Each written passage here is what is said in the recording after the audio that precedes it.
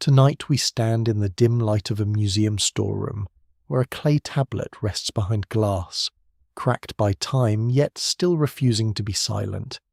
Its marks are small, pressed by a reed into wet earth more than 4,000 years ago, and somehow they still feel almost warm. In the collections of the British Museum, the Penn Museum and other great archives, thousands of Sumerian tablets preserve names, hymns, laws, lists, laments, jokes, debts, recipes, arguments, and prayers. Very dignified humanity, apparently Eridu, has always needed receipts. Tonight we begin with Enki, the Sumerian lord of wisdom, water, craft, and hidden counsel. Archaeologists working in southern Iraq have long connected his worship with Eridu, one of the earliest sacred cities known from Mesopotamian tradition. Researchers from major universities such as Oxford and Yale have studied these texts not as simple fantasy, but as cultural memory shaped by temples, scribes, floods, kings, and fear. The tablets do not hand us one clean answer. They give fragments. So, before you get comfortable, take a moment to like the video and subscribe, but only if you genuinely enjoy what I do here. And as the room grows quiet, right where you are listening from and what time it is there, somewhere, another listener may be awake beneath a different moon. You are invited now to imagine the tablet not as an object, but as a door. Its edges are broken. Its surface is the colour of dry bread and river mud. The signs are wedges, but they feel like bird tracks left across a shore. A scholar bends over them beneath a lamp, moving slowly because ancient words do not like being rushed. They have waited this long. They can wait one breath more. The first mystery is gentle, but it is not small. Why did the Sumerians place wisdom beneath the earth, in the waters below the visible world? Why does Enki so often speak from concealment, through dreams, reeds, whispers, and strange instructions? Why does the god who understands creation also understand escape? Records confirm that the Sumerians lived in southern Mesopotamia, between the Tigris and Euphrates rivers, where cities rose from alluvial plains of silt, reeds, fish, heat, and stubborn human labour. Their world was not built from stone mountains or forested valleys. It was built from mud, water, and organised patience. Bricks had to be made, canals had to be cleared, fields had to be measured, temples had to be maintained. Civilization, in that place, was not a gift you received once. It was a task you repeated daily. You feel the air shift. It is warm and faintly bitter, with the scent of clay ovens and marsh plants. Far away, cattle move near the water. A reed boat scrapes softly against a bank. Sandals press into packed mud. Somewhere in a temple court. A scribe sits cross-legged with a tablet on his palm, preparing to catch a god in grammar. It sounds impossible, yet this is how memory survived. A mainstream historical fact sits quietly beneath the mystery. Sumerian cuneiform is among the earliest known writing systems in the world, first developing in the late 4th millennium before the Common Era. Scholars at institutions such as the University of Chicago have devoted generations to reading these signs, building dictionaries, and comparing tablets scattered across museums. Their work shows that Sumerian writing began with practical needs, but it did not remain practical for long. Accounts became hymns, lists became cosmologies, administration opened into eternity, and that is where Enki waits. The name Enki is often understood as Lord of the Earth, though his nature reaches into waters hidden beneath the ground. In later Akkadian tradition, he is associated with Ea, a god of wisdom and fresh water. He is not usually the loudest divine presence. He is not merely thunder, flame, or command. He is subtler than that. He is cleverness in the dark. He is the solution no one announces. He is the voice that speaks when official voices have fallen silent. Perhaps that is why certain modern readers imagine him leaving a message for the last generation of humans. Not a message carved in one perfect tablet. Not a glowing prophecy waiting in a vault. That would be convenient. And ancient history is rarely polite enough to be convenient. Instead, the message appears as a pattern, a warning here, a rescue there, a flood story in one place, a creation story in another, a god bending the rules because humanity, troublesome little clay creatures that we are, may still be worth saving. It is possible that what survives is not a prophecy, but a memory of crisis. Some scholars continue to debate how much Mesopotamian flood literature reflects real river disasters, older oral traditions, theological reflection, or the recurring terror of life on unstable waters. That debate remains open, and it matters, because if the flood is only myth, it still tells us what people feared. If it echoes real catastrophe, it tells us what people survived. Either way, the tablet remembers something. The clay does not shout, it only waits. Now the room darkens slightly in your mind. The scholar's lamp becomes a small yellow moon. The shelves around you seem to lengthen into corridors. Each tablet on each shelf contains a little human urgency, a labourer's ration, a boundary dispute, a hymn to a goddess. A school exercise copied by a bored student who probably looked out the window and hoped class would end. Some things are eternal. Then, among such ordinary remains, the myths appear with a different weight. They speak of gods shaping order from chaos. They speak of divine councils, created humans, sacred cities, and storms that nearly erased the world. The Sumerians did not separate the practical and the cosmic as neatly as the modern people often do. A canal could be theology, a king list could be memory, a temple storehouse could be a map of heaven disguised as bureaucracy. The strange tidbit is this. Some ancient Mesopotamian school tablets preserve student mistakes, corrections, and practice lines, meaning the same culture that imagined divine secrets also left behind homework. The gap between a child learning wedges and a priest preserving myth is not as wide as it seems. Both trusted clay. Both believed a mark could outlive a voice. You let that thought settle. If Enki left a message, perhaps it was never meant to be found as one sentence.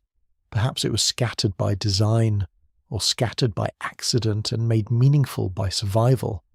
A broken tablet invites reconstruction. A missing line invites humility. You do not get to possess the ancient past completely. You approach it. You listen at its wall. You press your ear against reed and plaster, hoping the whisper continues. The old stories suggest that Enki knows humanity's weakness very well. Humans are noisy. Humans multiply. Humans forget the source of their own shelter. They build, boast, quarrel, pray, waste, mourn, and begin again. The gods in Mesopotamian literature are not always patient with this.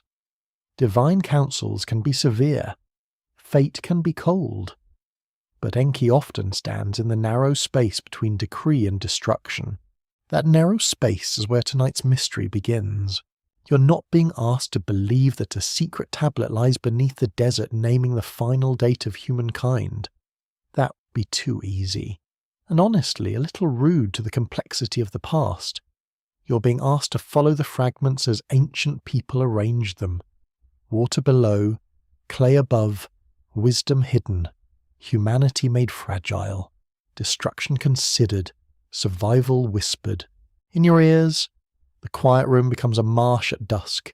In the distance, frogs call from black water. Reeds move against one another with a dry, papery sound. The first stars appear above the flat land, and the horizon has no mountains to hold it in place. The world feels open, too open. Somewhere beyond the temple wall, a scribe lifts his stylus.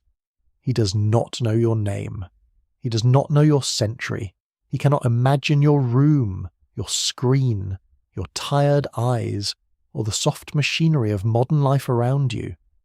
Yet his tablet travels toward you anyway. Not quickly, not directly. Through fire, burial, theft, excavation, translation, argument, and dust. It comes forward, and in its broken surface, a question remains. What did Enki want humans to remember when the waters rose, when cities failed, when the confident voices of the world became quiet?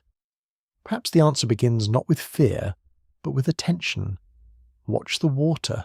Listen when the official decree sounds too certain. Preserve what matters. Do not mistake noise for wisdom. Do not imagine that being last makes you meaningless. The tablet beneath the dust does not reveal everything. It reveals enough to trouble the sleep gently. It suggests that the oldest stories were not only about beginnings. Some were about endings that had already happened once. And perhaps, in the patient silence of clay, they were also about endings still waiting to be understood. You move now through a landscape that seems almost unfinished, as if the earth is still deciding what shape it wants to keep. The ground is flat, pale, and shining with heat. Water lies everywhere, but never in one simple form. It gathers in marsh pools, crawls through reed beds, glimmers inside canals, and disappears beneath mud that looks firm until a foot sinks softly into it. This is the country of Eridu, one of the oldest sacred cities in Mesopotamian memory. Archaeological work at the site has revealed a long sequence of temples, rebuilt again and again in the same sacred place. Each new structure rested upon the bones of the older one, layer upon layer, devotion becoming architecture, architecture becoming a mound, and the mound becoming a kind of memory. Records confirm that Eridu was occupied very early in southern Mesopotamian history, with levels reaching back into the Ubad period, long before the great royal cities became famous. Researchers connected with major institutions, including the University of Chicago and Oxford, have treated Eridu as a key site for understanding early temple life, social organization, and the slow formation of urban religion. It was not simply a city, it was a beginning people kept returning to. You stand at its edge in the soft glare of afternoon. The air smells of wet reeds, fish scales, sun-baked clay, and smoke from cooking fires. Insects tremble above stagnant pools. Somewhere, a bird steps carefully through shallow water, lifting its thin legs as if performing a ritual of its own. The silence is not empty. It is full of small sounds, the kind that make the world feel watched. At the centre rises the sacred enclosure, not grand in the later imperial sense, but powerful in a quieter way. Mud brick walls catch the light. Their surfaces are rough beneath the fingers, grainy with straw, cracked by heat. You can imagine workers carrying baskets of clay, shoulders bent, feet white with dust. They are building for a god who belongs not to fire or sky alone, but to the deep sweetness beneath the earth. The Sumerians called that hidden freshwater realm the Abzu, a word that later traditions would carry into wider myth.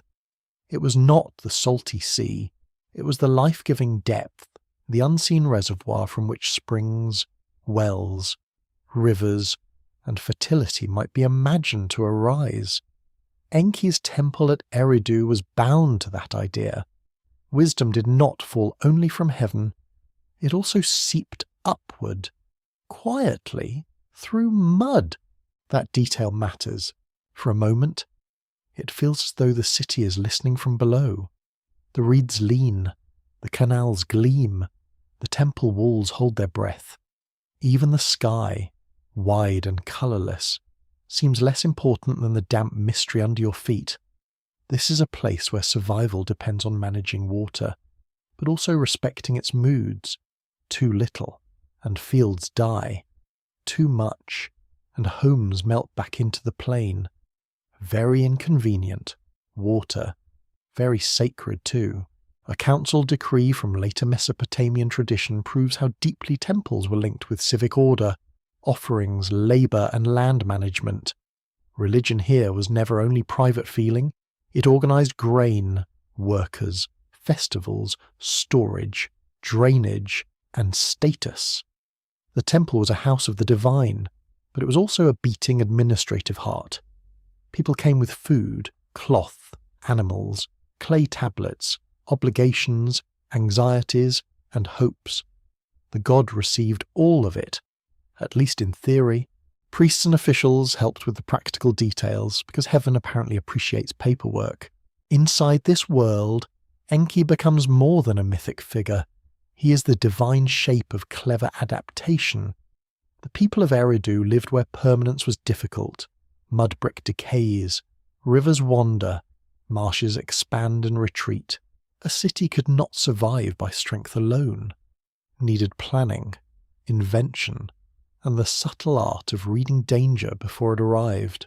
That is why Enki feels at home here. He is not imagined as a distant abstraction, polished and unreachable. He is practical wisdom wearing divine clothing.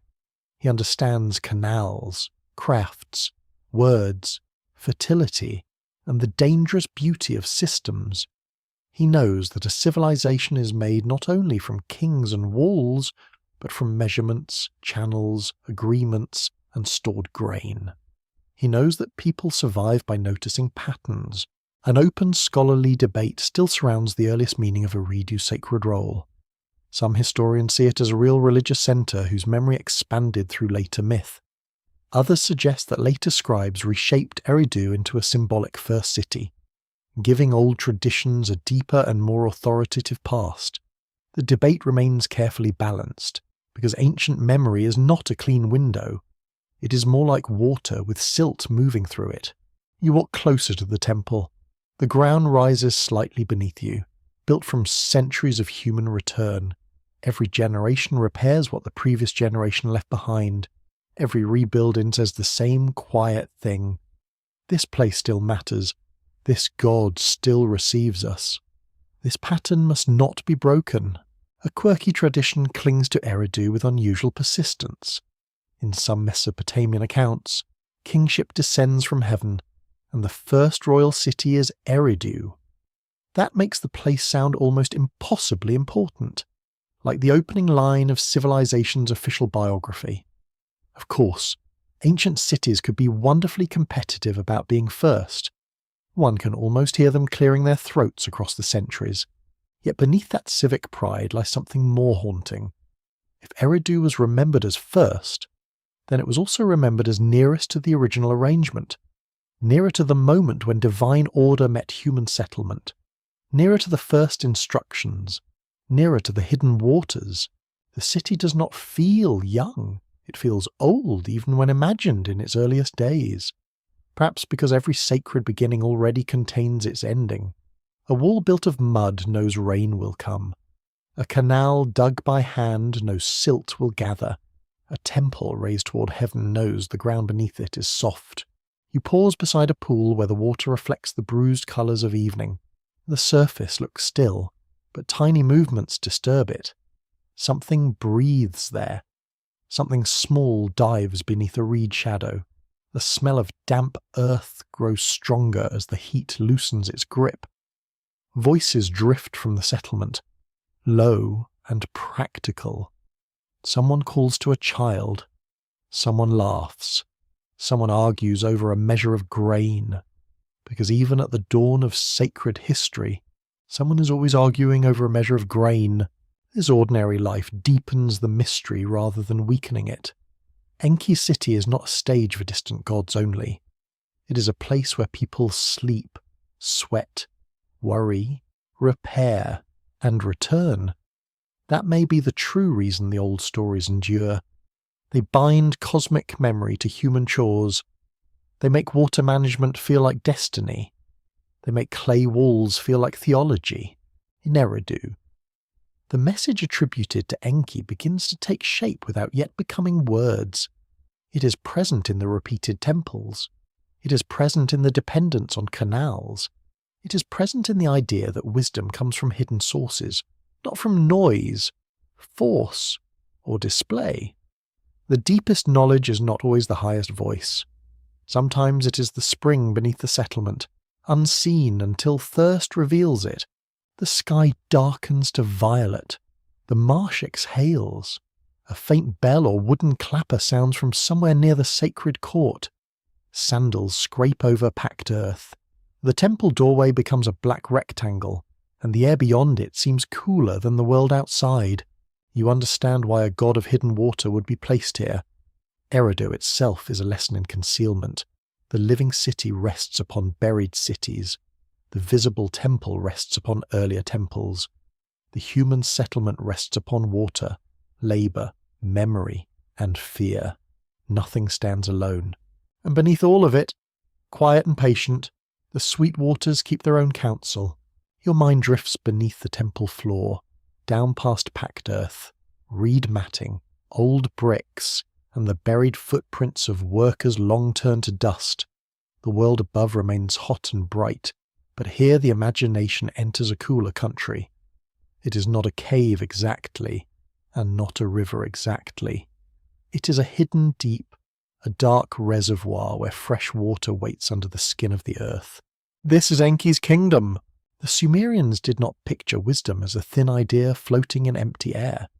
They gave it weight, moisture, depth, and direction. Enki's wisdom rises from below, from the unseen source that feeds wells and rivers, in a land where fields depend on irrigation and cities depend on canals. Hidden water becomes more than a natural resource. It becomes intelligence itself, moving quietly under everything. Records confirm that Enki, later known through the related figure Ea in Akkadian tradition, was associated with fresh water, craft, magic, creation, and counsel. Scholars at universities such as Yale and Oxford have treated him as one of the great organizing figures of Mesopotamian religious thought. He is not merely a god with one narrow duty. He gathers many forms of skill into one presence, as if the same mind that guides water also guides speech, building, healing, and trickery. A useful god, really Tsar, suspiciously useful. You sense him not as a statue at first, but as a pressure in the dark. Water moves around your ankles. It is cold enough to make you breathe slowly. The ceiling is unseen. The floor feels smooth in places, then ribbed with silt. In the blackness, faint points of light ripple across the surface, though no lamp is visible. The hidden waters do not need sunlight to remember their shape. In hymns and myths, Enki often appears as a master of the me, those divine powers or cultural ordinances that help structure civilization. They belong to kingship, priesthood, music, craft, truth, desire, lamentation, victory, and many other features of ordered life. The idea is strange, but strangely practical. Civilization is not shown as one invention. It is a bundle of powers, each dangerous if held without balance. Perhaps that is why Enki is both generous and unsettling. He gives, he instructs, he arranges, yet he also knows too much. He understands that every gift can become a burden. Writing preserves memory, but also preserves debt. Kingship organizes society, but also gathers power. Cities shelter people, but also concentrate noise, hunger, pride, and waste. Humanity receives the tools of order, then immediately begins misplacing the instructions. Naturally. For a moment, the darkness seems to smile. A mainstream historical fact sits firmly beneath this divine portrait. Mesopotamian texts show that the Sumerians and their successors imagined the cosmos as structured through relationships among gods, cities, offices, rituals, and natural forces. Religion was not separate from social life. It gave form to agriculture, law, kingship, kinship, and labour. In that structure, Enki's link to wisdom made him a guardian of techniques that allowed fragile settlements to endure. Yet he is not only a calm teacher, he is also a figure of boundary crossing. He moves between depths and cities, between divine law and human need, between decree and loophole. He is the god you might want near you during a crisis, although you might check your pockets afterward. Myths often give wisdom a sly face, because blunt honesty rarely survives a council meeting. The quirky tidbit is that Enki sometimes behaves less like a distant cosmic authority, and more like the clever character in an old village story. He solves problems sideways. He uses wordplay, concealment, and timing. He may obey the shape of a command while quietly undoing its consequences. In modern terms, he is the divine patron of reading the fine print. You hear water dripping somewhere to your left. Each drop lands with a round, hollow sound. The air smells mineral, clean, and faintly metallic. Your hand brushes a wall that feels slick, as if clay itself has been breathing. The deep is not empty. It is full of stored beginnings. This matters because creation, in Enki's world, is not presented as a single shining event. It is a process of forming, assigning, naming, and maintaining. A field must know its water, a canal must know its banks, a city must know its god, a craft must know its proper gestures. Even humans must be given a place in the arrangement, although whether that place is honourable or troubling depends on which myth is speaking. An open scholarly debate continues around how to interpret the me. Some Assyriologists understand them as divine powers, others as cultural norms, sacred offices, or mythic expressions of civilization's many functions. The uncertainty is productive, not embarrassing. Ancient words often carry several shadows at once. To flatten them into one modern category would be tidy, and also rather ungrateful. You descend a little further in thought. Enki's wisdom is not like a royal proclamation from a balcony. It is more like underground water finding cracks. It does not always break the surface where expected. It may appear as a dream, an omen, a sudden plan, a crafted object, a secret warning, or a sentence spoken to someone humble enough to listen. This makes his message difficult to capture. The last generation of humans, whoever they may be, would not necessarily receive thunder. They might receive unease. They might receive a pattern. The old stories repeatedly connect wisdom with listening, not merely hearing, which even a donkey can manage on a generous day, but listening with enough patience to notice what power tries to hide.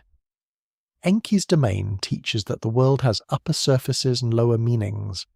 A city is not only buildings, a flood is not only water, a command is not only a command. Beneath each visible thing, another current moves.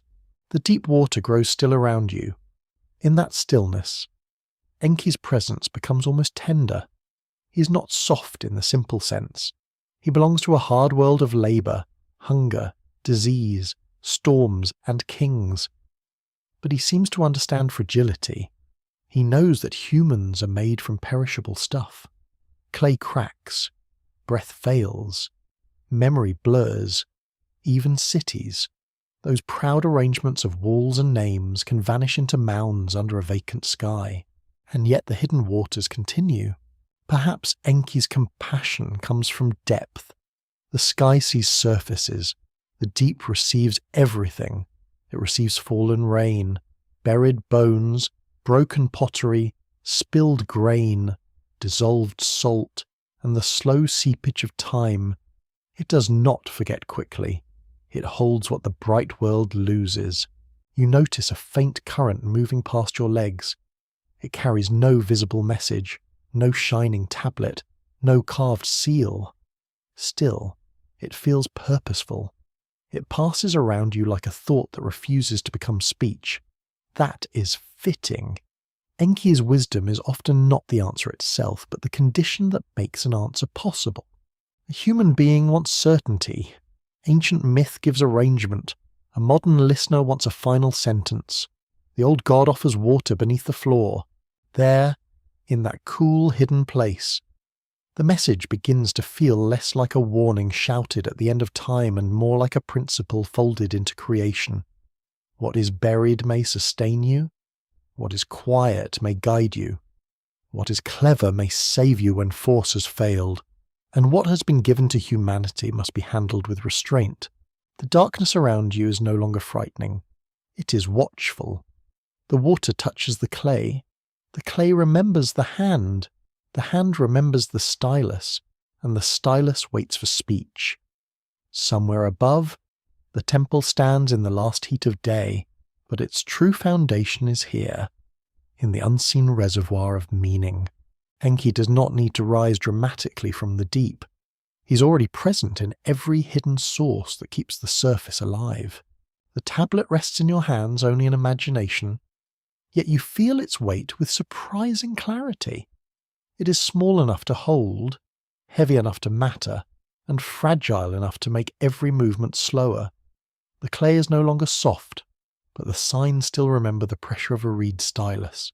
Each wedge is a little act of trust. Someone believed the mark should remain. Around you, the scriptorium is quiet except for the scratch and press of learning. A teacher moves among students with the patient severity known to classrooms in every century. Wax smoke curls near the roof beams. Reed mats soften the floor. A bowl of water sits nearby to moisten clay. The scent is earthy, faintly sour, and strangely peaceful. Here, voices become objects. Sumerian writing does not greet the modern eye easily. It appears at first like scattered bird tracks, nail heads, or tiny arrangements of falling rain. The signs were pressed, not drawn, using a cut reed against damp clay. When dried or baked, the clay could survive fires, collapses, burial, and the rude enthusiasm of time. Papyrus decays. Memory wanders. Clay, stubborn little miracle that it is, stays behind. Records confirm that cuneiform developed first for accounting and administration in late 4th millennium southern Mesopotamia. Scholars at the University of Chicago, Harvard, and other major research centers have shown how numerical signs, commodity marks, names, and official notations gradually expanded into a full writing system. What began with goods and labour became capable of preserving hymns, myths, royal boasts, medical recipes, letters, and school exercises. This is one of history's quiet jokes.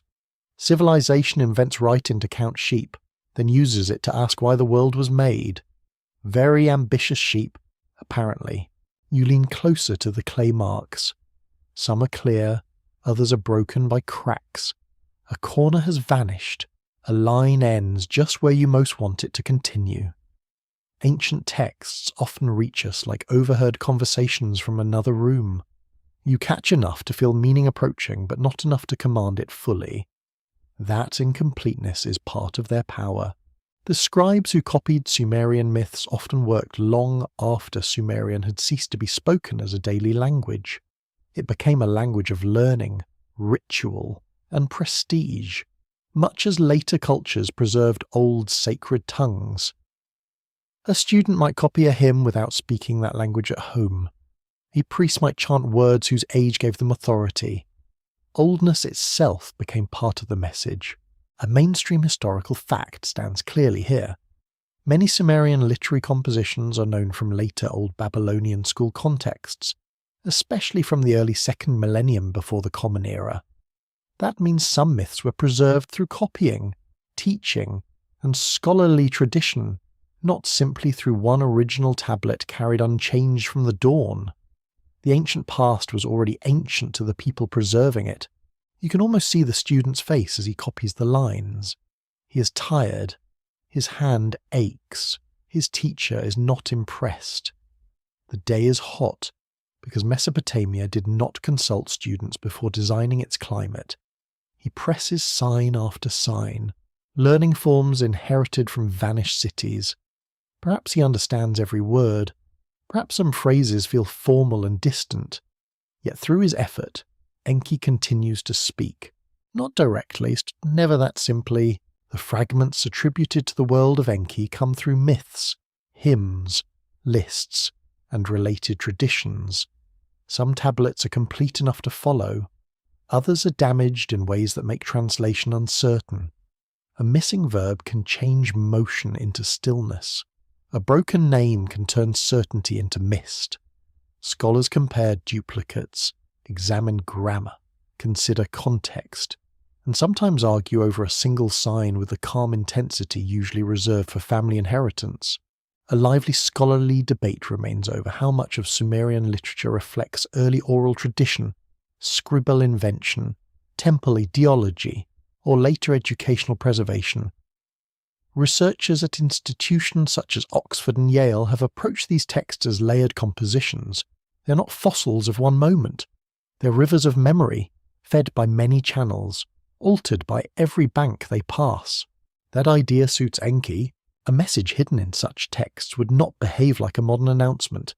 It would pass through scribal habits, theological patterns, political needs, and classroom repetition. It would survive because people kept copying it, but each act of copying would also reshape its edges. The ancient message is therefore both preserved and transformed. It is the same flame, perhaps, but carried in many lamps. The room deepens around you. Outside, a donkey brays with undignified confidence. Inside, someone tries not to laugh. A teacher coughs. Clay tablets dry near the wall, lined up like sleeping loaves. The ordinary world presses close again, and that closeness matters. Sacred literature was copied by human hands, under human conditions, with human impatience, pride, boredom, reverence, and dust. A quirky tidbit survives from Mesopotamian school life. Some tablets contain model insults and scribal debates where students boast about their learning and mock lesser rivals. The same scribal tradition that preserved divine wisdom also preserved academic snobbery. Apparently, even in the Bronze Age, someone believed his handwriting proved moral superiority. Still, the scribes were guardians of a rare power. To write was to fix sound, to organize labor, to remember obligations, and to approach the divine through exactness. A tablet could summon grain from a storehouse or preserve a god's old warning. It could hold a legal claim or a cosmic grief. The same technology served both bread and eternity. You turn the imagined tablet slightly, light catches the wedges at different angles, each sign casts a tiny shadow. Reading cuneiform is partly reading absence, because the hollow made by the stylus speaks through darkness. The mark is a wound in clay that becomes a voice. That is rather beautiful and also faintly unsettling. The ancient texts linked with Enki often feel like that. They speak through impressions left behind. They do not explain themselves for modern comfort. They expect patience.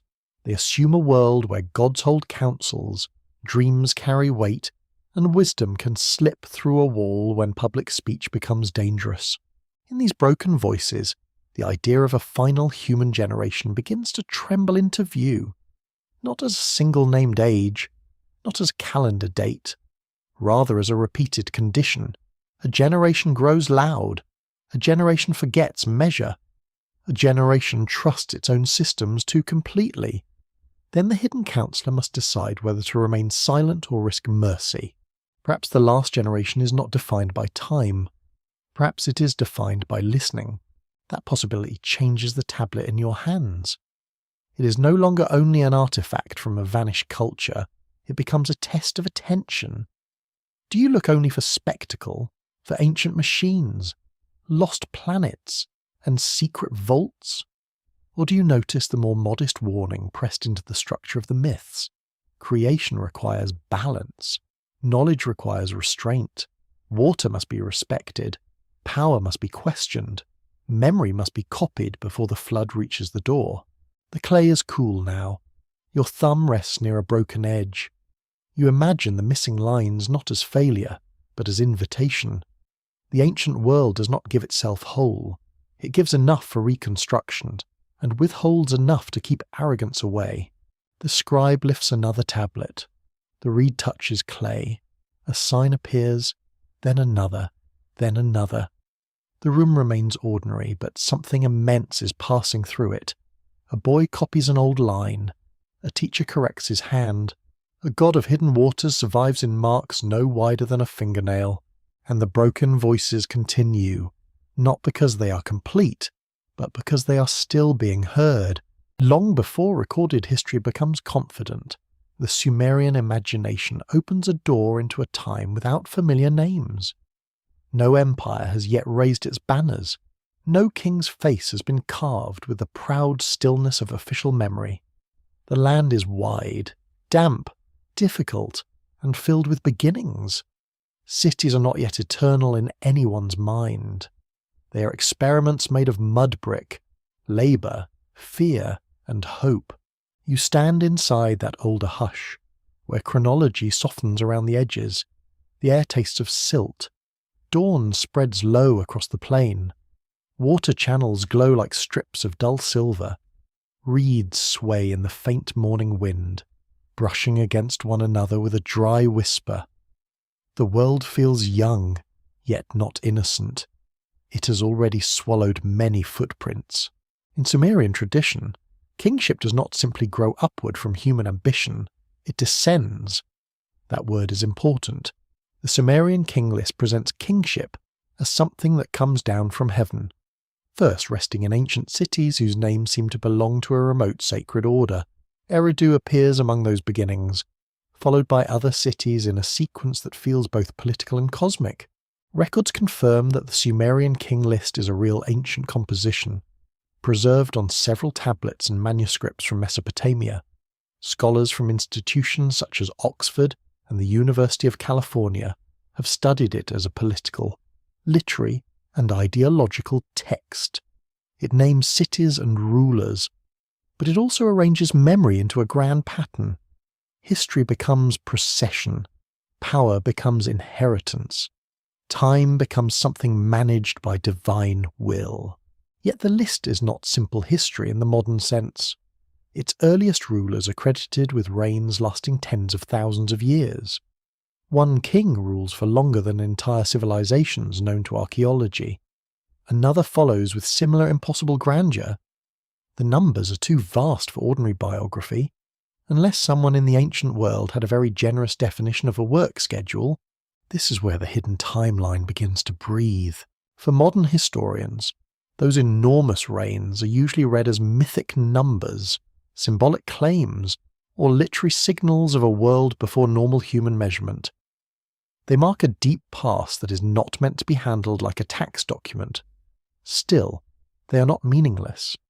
They tell you that the scribes imagined a before, a time when order existed differently, when kingship belonged to a scale beyond ordinary life. You feel the horizon widen. The cities named in the list stand like lamps in mist. Eridu, Bad Tibera, Larak, Sippar, Shurupak. Their names move slowly, as if each one carries a weight of vanished ceremonies. Some are known through archaeology. Others drift between textual memory and uncertain identification. Together they form a sacred geography of before, not before humanity entirely perhaps, but before the stable world of known kings and conventional time. A mainstream historical fact matters here. Mesopotamian city-states developed in the southern Iraq during the 4th and 3rd millennia before the Common Era, supported by irrigation agriculture, temple institutions, trade, craft specialization, and emerging forms of administration. Researchers at Harvard, Yale, and the University of Chicago have explored how these developments shaped early urban life. The Great Change was not one invention, but a web of linked transformations. You can hear that transformation beginning. A canal bank is cut with wooden tools. A potter turns wet clay against his palm. A herder counts animals near a gate. A priest watches the moon. A woman grinds grain in the morning, steady and patient. Because civilization may speak in royal lists, but it survives by breakfast. Still, the king list gives this ordinary labour a cosmic canopy. It suggests that government itself was not merely practical. It had sacred origin. Kingship descended, and with it came responsibility, hierarchy, record-keeping, ritual, and danger. Anything that descends can be withdrawn. Anything granted can be judged. That thought darkens the air slightly. The hidden timeline is not only about old dates, it is about a pattern of ages. First, kingship comes down. Then cities hold it. Then something ruptures. The flood arrives as a dividing line in the tradition. Before the flood, time stretches strangely. After the flood, kingship descends again. and reigns become gradually more human in scale. The world seems to restart, but not from nothing. It restarts with memory. An open scholarly debate continues around the purpose of the king list. Some scholars see it as a tool for legitimizing political power by linking rival cities into one continuous chain. Others read it as a learned composition that blends myth, memory, and theology. Few emphasize its role in shaping how later Mesopotamians imagined the deep past. The debate remains active because the text is doing several things at once, as old texts so often do. You walk in thought across the plain between these early cities. The land is not empty. It is full of paths, ditches, shrines, low houses, animals, and smoke. Yet beneath all of it lies the feeling that something has already been arranged. Human beings are entering a system they did not invent entirely. They adapt, build, and administer. But the frame seems older than them. A quirky fringe tidbit has grown around those impossible reigns.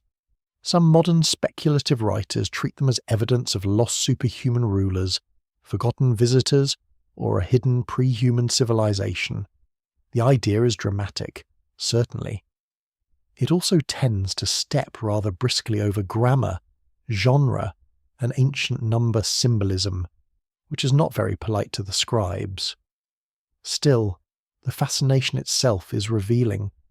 People sense that the list is pointing toward a before that refuses to feel ordinary. That before is the territory of tonight's unease. It is not necessary to turn the text into a literal calendar of unknown beings. The strangeness is already present in the ancient structure.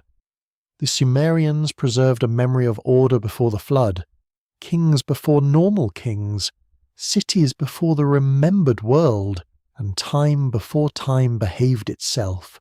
You pause beside an irrigation channel. The water moves with soft persistence.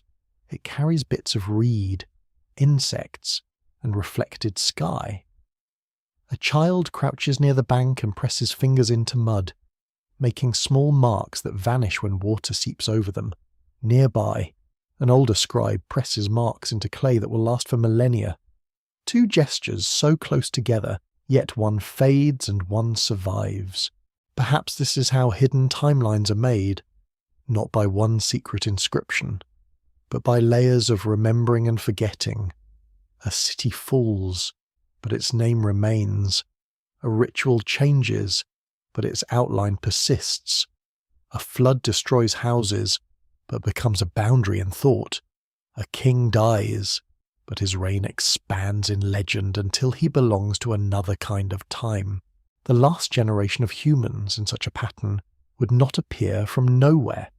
It would stand at the far end of a sequence already imagined by ancient scribes. First order descends, then humans build, then pride grows, noise rises, balance weakens, and the old waters begin to stir. It is possible that the warning lies not in prediction, but in recurrence. The morning light strengthens across the old plain. Smoke lifts from hearths. Fields glisten. The cities of the deep past seem both real and dreamlike, half built from archaeology and half from sacred memory. You do not need to choose too quickly between them. The ancient mind did not always divide them neatly. Kingship descends, cities receive it, time stretches, waters wait, and in that long, uncertain beginning, before kings had names you can trust as ordinary history, the shape of a forgotten system appears. You come now to the question that sits quietly behind every ancient creation story. Why are humans here at all? Not in the polished modern sense, with comfortable chairs, soft lighting, and someone pretending the answer will fit on a motivational poster. This Sumerian question is older, rougher, and more practical. Why does a being made of breath and clay rise into a world already occupied by gods, cities, duties, and hunger? The old stories answer with a troubling simplicity. Humanity is made for labour. In Mesopotamian myth, the gods inhabit a universe that requires maintenance. Canals must be kept clear, fields must be watered, temples must be supplied, Offerings must be prepared. Order is not automatic. Even the divine world, it seems, dislikes chores. So humans enter the story as workers, fashioned to relieve divine burden and keep the great system moving. A mainstream historical fact rests beneath this mythic pattern. Early Mesopotamian society depended on organized agricultural labor, irrigation management, temple estates, and ration systems recorded on clay tablets. Scholars at universities such as Chicago, Yale, and Stanford have studied these records to understand how food, textiles, land, and labor were controlled. In that world, work was not background noise. Work was the structure holding life together. You feel that truth in the body before the mind accepts it. The sun is already high. The mud along the canal is warm under bare feet. A wooden tool bites into wet silt. Shoulders ache. Flies gather near the eyes. Someone calls for more baskets. Someone else laughs without much energy. The fields need water, and the water does not care whether anyone slept well. Creation here is not gentle. In one famous Mesopotamian tradition, divine beings complain about their heavy labor, and humanity is fashioned to take on that burden. In Sumerian and Akkadian materials, the details vary, but the underlying idea remains recognizable. Humans are useful because they can work, reproduce, maintain temples, and feed the divine order through offerings. It is not exactly flattering, but ancient myth was never hired to improve anyone's self-esteem. Yet there is another layer. If humans are made for labor, they are also made close enough to the gods to matter. They can hear commands. They can perform ritual. They can build sacred houses. They can carry memory. A tool does not write hymns. A servant does not always remain only a servant. Clay, once shaped and breathed into, becomes something unpredictable. That is where Enki enters with unsettling tenderness. In creation traditions associated with him, Enki is not merely an overseer of production. He is a shaper, planner, and problem solver. His wisdom stands near the moment when human beings become possible. He knows the design. He understands the weakness in the material. He understands, perhaps better than the louder gods, that making humans means introducing grief, cleverness, appetite, music, rebellion, and prayer into the order of things. You can almost hear the divine workshop. Water drips into a clay basin. Fingers press wet earth into form. The air smells of river mud, smoke, and crushed reeds. A chant rises, low and repetitive. The body begins as substance, but substance alone is not enough. Clay needs pattern. Pattern needs purpose. Purpose needs a story to endure. A quirky fringe tidbit clings to this scene in modern imagination. Some speculative writers have compared the making of humans from clay to ancient memories of biological engineering. It is an eye-catching idea, especially after midnight, when every shadow becomes more persuasive. Yet in the ancient setting, clay is already the obvious sacred material. People lived on it, built with it, wrote on it, and buried their dead within it. Clay was not random. Clay was destiny. The scholarly debate remains open around how these creation accounts should be read. Some historians treat them as reflections of temple labor systems and social hierarchy. Others emphasize theology, ritual performance, or the symbolic connection between humans and the earth itself. Researchers from Oxford and Harvard have often warned against reducing myth to one meaning, because myth can hold many truths without behaving like a modern report. You stand beside a newly shaped irrigation bank and begin to understand. The myth does not say humans are meaningless. It says humans are necessary, and necessity is its own kind of danger. The gods may create people for service, but service binds both sides. If humans fail, temples go hungry. If fields fail, offerings fail. If memory fails, divine names fade from the spoken world. The servant becomes the keeper. That reversal is quiet but immense. You watch a line of workers carry baskets of earth. Their movements make a rhythm across the plain. Lift, step, pour, return, lift, step, pour, return. The repetition is almost hypnotic. It has the calm misery of all essential work. A child watches from the shade, learning the pattern before anyone explains it. A woman pours water from a jar. An elder measures the canal edge with a knotted cord. No one here seems decorative. Everyone is part of a system. That system reveals the ancient understanding of humanity's role. People stand between clay and command. They are low enough to sweat, high enough to speak to gods. They are fragile enough to die, but numerous enough to continue. They are created for labour, yet capable of lamenting that labour in poetry. This is the strange dignity of the Mesopotamian human being. Not freedom without limits, but responsibility inside a vast arrangement. The message attributed to Enki begins to sharpen here. Humanity is not made to dominate the world without consequence. Humanity is made inside a network of obligation. Water, field, temple, offering, memory, and survival all depend on balance. A generation that forgets its place in the network becomes dangerous, not because it is powerful alone, but because it is connected to everything. The clay body is never separate from the river. Perhaps that is the point the old myth tries to preserve. You are made from the material beneath your feet. You are fed by waters you do not command completely. You inherit systems you did not design. You may improve them, damage them, misunderstand them, or worship them, but you do not stand outside them. The work is slow as evening approaches. The sun lowers into a haze of copper. Wet mud cools underfoot. Smoke rises from low houses, carrying the scent of barley cakes and fish. The ache in the shoulders becomes familiar, almost companionable. Life continues, not grandly but steadily. Somewhere near the temple, offerings are prepared.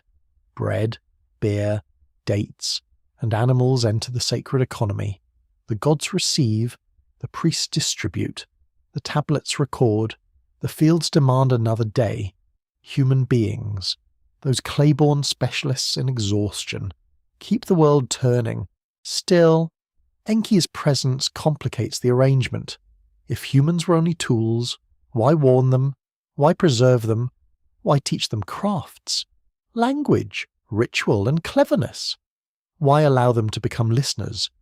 The myths do not answer cleanly. They let the discomfort remain. Perhaps humans begin as servants and become witnesses. Perhaps they are made to bear labour, but end up bearing memory. Perhaps Enki sees, from the first shaping of clay, that the creatures made to serve the system may one day need to save what remains of it. You look down at your hands. In the old imagination, they are clay, but not clay only. They are instruments of work, touch, building, writing, breaking, and repair. They can lift a basket or press a sign into a tablet. They can close a door against rain or open one for a stranger. The first human purpose is humble, even uncomfortable, yet hidden inside it is a second purpose, waiting like water beneath dry ground. Humanity is made to serve. Humanity learns to remember. The divine council gathers in the mind like a hall built from thunderclouds, incense smoke, and polished fear.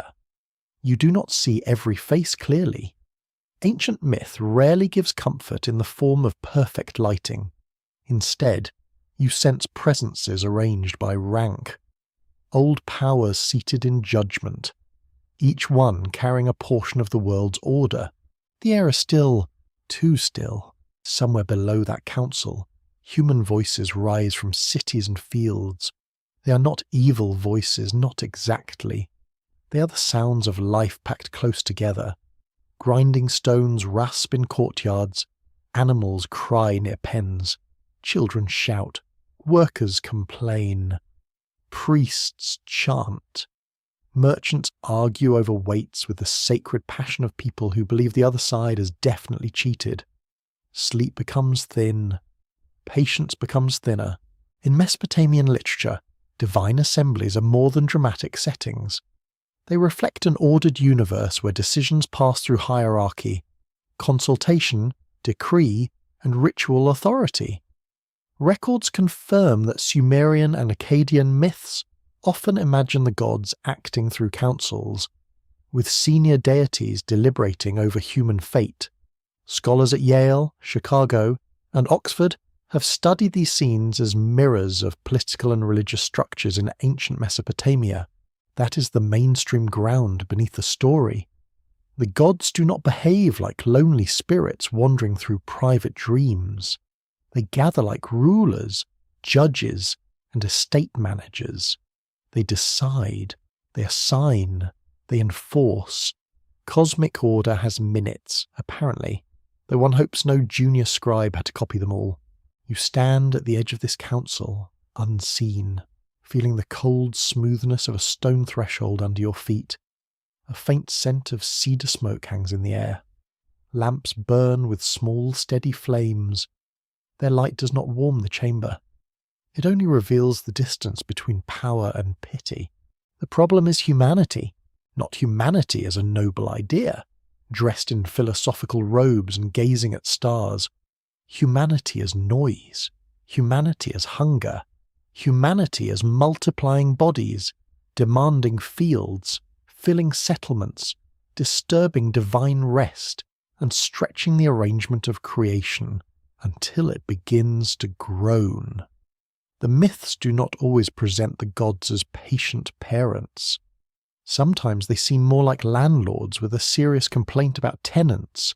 Enlil, often portrayed as a great authority of air, command, and kingship, may appear in these traditions as severe and decisive. His decrees can be terrifying because they carry the force of order itself. He is not a cartoon villain. That would be too easy. He represents the necessity of limits, the danger of excess, and the frightening calm of a system protecting itself. Enki stands differently. He knows the law. He knows the council. He understands what has been decided and why it cannot be openly ignored. Yet wisdom, in his keeping, is never mere obedience. Wisdom notices the crack in the sealed wall. Wisdom hears the human breath behind the official silence. Wisdom asks whether a perfect decree that destroys all listeners has preserved order, or merely emptied it. A scholarly debate continues around how to interpret conflict among Mesopotamian gods. Some researchers read these tensions as theological storytelling, explaining disaster through divine disagreement. Others see reflections of competing temple traditions, political rivalries, or shifting religious emphasis between cities. The question remains open, because myth can turn social memory into divine conversation without announcing its method. You hear the council's decision not as a shout, but as a pressure changing the room. Human fate tightens. The world outside seems to pause without knowing why. A bird lifts from a reed bed. A potter stops turning clay for half a breath. A child looks toward the sky, then forgets the feeling. The decree has moved, silent and enormous, through the hidden architecture of things. Enki does not overturn it publicly. He does something more dangerous. He chooses indirection. This is where the god becomes most unsettling, because his mercy is not sentimental. He does not stride into the council and give a lovely speech about human potential while the music rises. Ancient myth has better manners than that. Instead, he works through ambiguity, through exact wording, through secret speech that obeys the boundary while crossing it. He becomes loyal to compassion without appearing openly disloyal to law. The quirky tidbit is that Enki's cleverness sometimes feels almost legalistic. In several traditions, he avoids direct violation by speaking to an object, a wall, a dream, or a symbolic listener rather than simply announcing forbidden knowledge. The result is divine wisdom behaving like a very calm lawyer beside a reed fence. One cannot help admiring the paperwork of mercy. You move closer to the imagined chamber. The floor beneath you feels cold now. The lamps hiss softly, far above. Perhaps there is sky, but no stars are visible here. The council is a place of decisions before weather, before rumour, before panic. It is the place where catastrophe first becomes possible. And Enki listens. His listening is not passive. It is a form of resistance. He listens to what the decree says and to what it does not say. He listens to the humans who do not know they have been judged. He listens to the waters gathering in the deep. He listens to the silence between authority and consequence. There is a moral unease here that refuses to fade. If humans were created for labour, why should they be spared when their noise becomes unbearable? If the gods made them fragile, who is responsible for their fragility? If order requires destruction, what kind of order remains afterward? The myths do not lecture. They arrange the questions in shadows and let you sit among them. Perhaps Enki sees that humanity is troublesome because humanity is alive. The same mouths that make noise also sing hymns. The same hands that neglect canals also repair temples. The same restless intelligence that creates disorder also writes memory into clay. Destroying humans would quiet the world, certainly. It would also remove the witnesses. That matters more than it first appears. Without witnesses, divine glory has no human tongue. Without scribes, names fade from tablets. Without offerings, temples become empty houses. Without mourners, catastrophe becomes only weather. Human beings may be small, but they are the creatures through whom the world becomes narrated. Even the gods, in a strange way, need listeners. The council chamber seems to darken around that thought. The official order remains severe.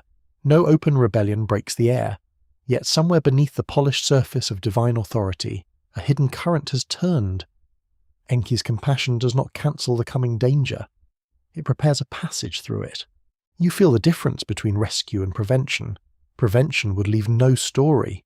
Rescue leaves memory with scars. Enki's way does not erase the flood, the fear, the collapse, or the grief. It allows something to pass through them. A name, a craft, a seed, a warning, a rhythm of survival. The ancient world understood this kind of mercy. Not everything can be stopped. Some storms arrive because rivers rise, kings fail, systems strain, or the gods have already spoken. The question becomes whether any voice remains capable of guiding the vulnerable before the waters close over the fields. In the council, the great powers hold their silence. In the deep, Enki prepares his answer. It will not sound like rebellion. It will sound like a whisper placed where the right listener might hear it. It will move through surfaces that official speech has not forbidden. It will become the narrow mercy between decree and extinction. The last generation of humans, in this pattern, is not abandoned because it is innocent. It is addressed because it is still capable of hearing. That is a difficult comfort, but an old one. The warning does not prove human greatness. It proves that someone within the structure of judgment still believes attention may matter. The lamps burn lower. The council remains solemn. Outside, cities continue their ordinary noise, unaware that their fate has been weighed. Sandals scrape. Grain is measured.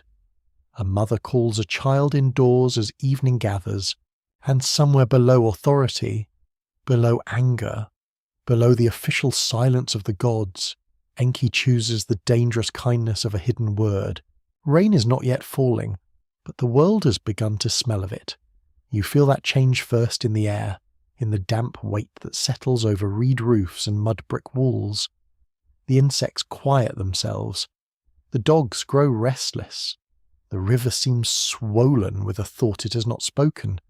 Far across the flat land, clouds gather like dark wool pulled slowly over the sky. A warning is coming!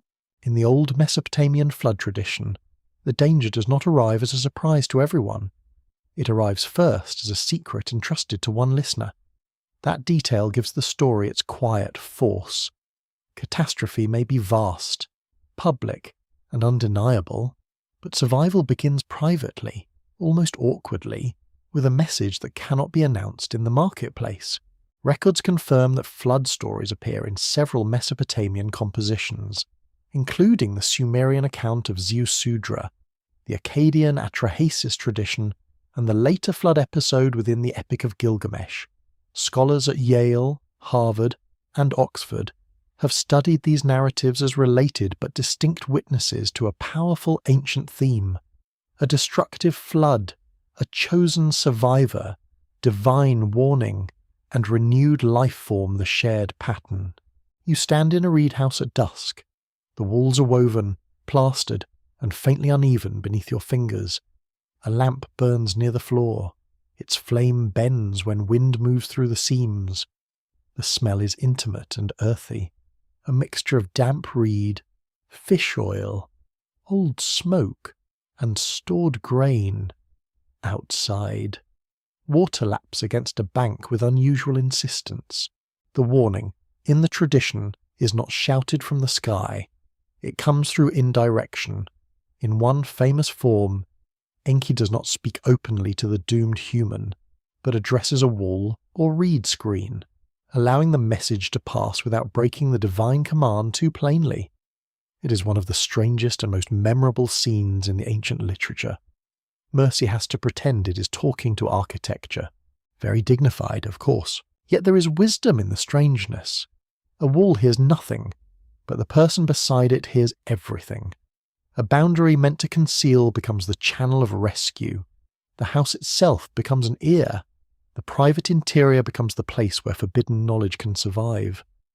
Ancient storytelling often understands that truth reaches people through what stands beside them, not always through what faces them directly. The warning tells the listener to dismantle his house and build a boat. It is an instruction wrapped in loss. To survive, he must undo the structure that shelters him. He must turn home into vessel. That is not a heroic gesture at first. It is devastatingly practical. Walls become planks. Security becomes motion. Everything familiar must be broken into usefulness. A mainstream historical fact gives this image deeper roots. Southern Mesopotamia was shaped by rivers that could bring fertility and destruction, with floods, changing channels, and irrigation failures affecting settlement life. Archaeologists and environmental historians connected with major research universities have examined how communities adapted to unstable water systems. The flood myth grows from a world where water was never merely scenery. It was fate moving through channels. You hear the first distant thunder. The listener inside the reed house must decide whether the whisper is madness. Imagine that. A respected man, perhaps a ruler or priestly figure, hears that everything must be abandoned because a hidden god has spoken through a wall. Try explaining that calmly to your neighbours. Try telling them you need timber, pitch, rope, and silence because the furniture has received divine intelligence. The quirky tidbit is that ancient boat building in Mesopotamia included reed boats coated with bitumen, a natural tar used widely for waterproofing. Archaeological and textual evidence shows bitumen in construction, boats, baskets, and sealing. So when the flood story speaks of waterproofing, it is not floating in pure fantasy. It carries the smell of real materials, sticky, black, practical, and probably impossible to remove from your hands. You step outside in thought. The settlement looks ordinary yet, which makes the warning harder to bear. Smoke rises from hearths. A man repairs a net. Children chase one another near a wall. A woman shakes dust from a woven mat. Nobody appears doomed. That is the cruelty of warnings. They arrive while life still looks convincingly normal. Scholars continue to debate how these flood accounts relate to real events. Some suggest memories of local river floods, intensified through generations of storytelling. Others emphasize theological meaning, seeing the flood as a meditation on divine anger, human vulnerability, and the restoration of order. Another view treats the narratives as literary traditions that travelled, transformed, and gathered authority across languages. The debate remains open because disaster leaves both mud and metaphor. Inside the story, Enki's message is not merely about escaping water, it is about carrying continuity. The boat must hold life, skill, and seed. It must preserve more than one body. It must become a small moving world, a dark womb on the flood. protecting fragments of what might be rebuilt. Survival without memory would be only delay. The rain begins softly. At first it is almost gentle, tapping on reed roofs, darkening the dust, drawing the scent of earth upward.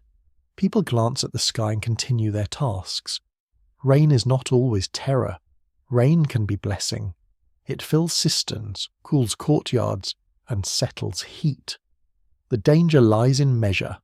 The same gift, enlarged beyond its boundary, becomes ruin. That is one of the oldest lessons in the Enki tradition. Water saves and water destroys. Knowledge guides and knowledge burdens. Cities shelter and cities trap. Divine order protects and divine order condemns. Everything depends on proportion, timing, and restraint. A last generation does not perish because water exists. It perishes when balance is lost and warning goes unheard. You feel the reed wall beside you. It is rough, flexible, and faintly damp. This wall is not grand. It is not a palace gate or a carved monument. Yet in the story, it becomes the channel through which the future passes. That choice matters.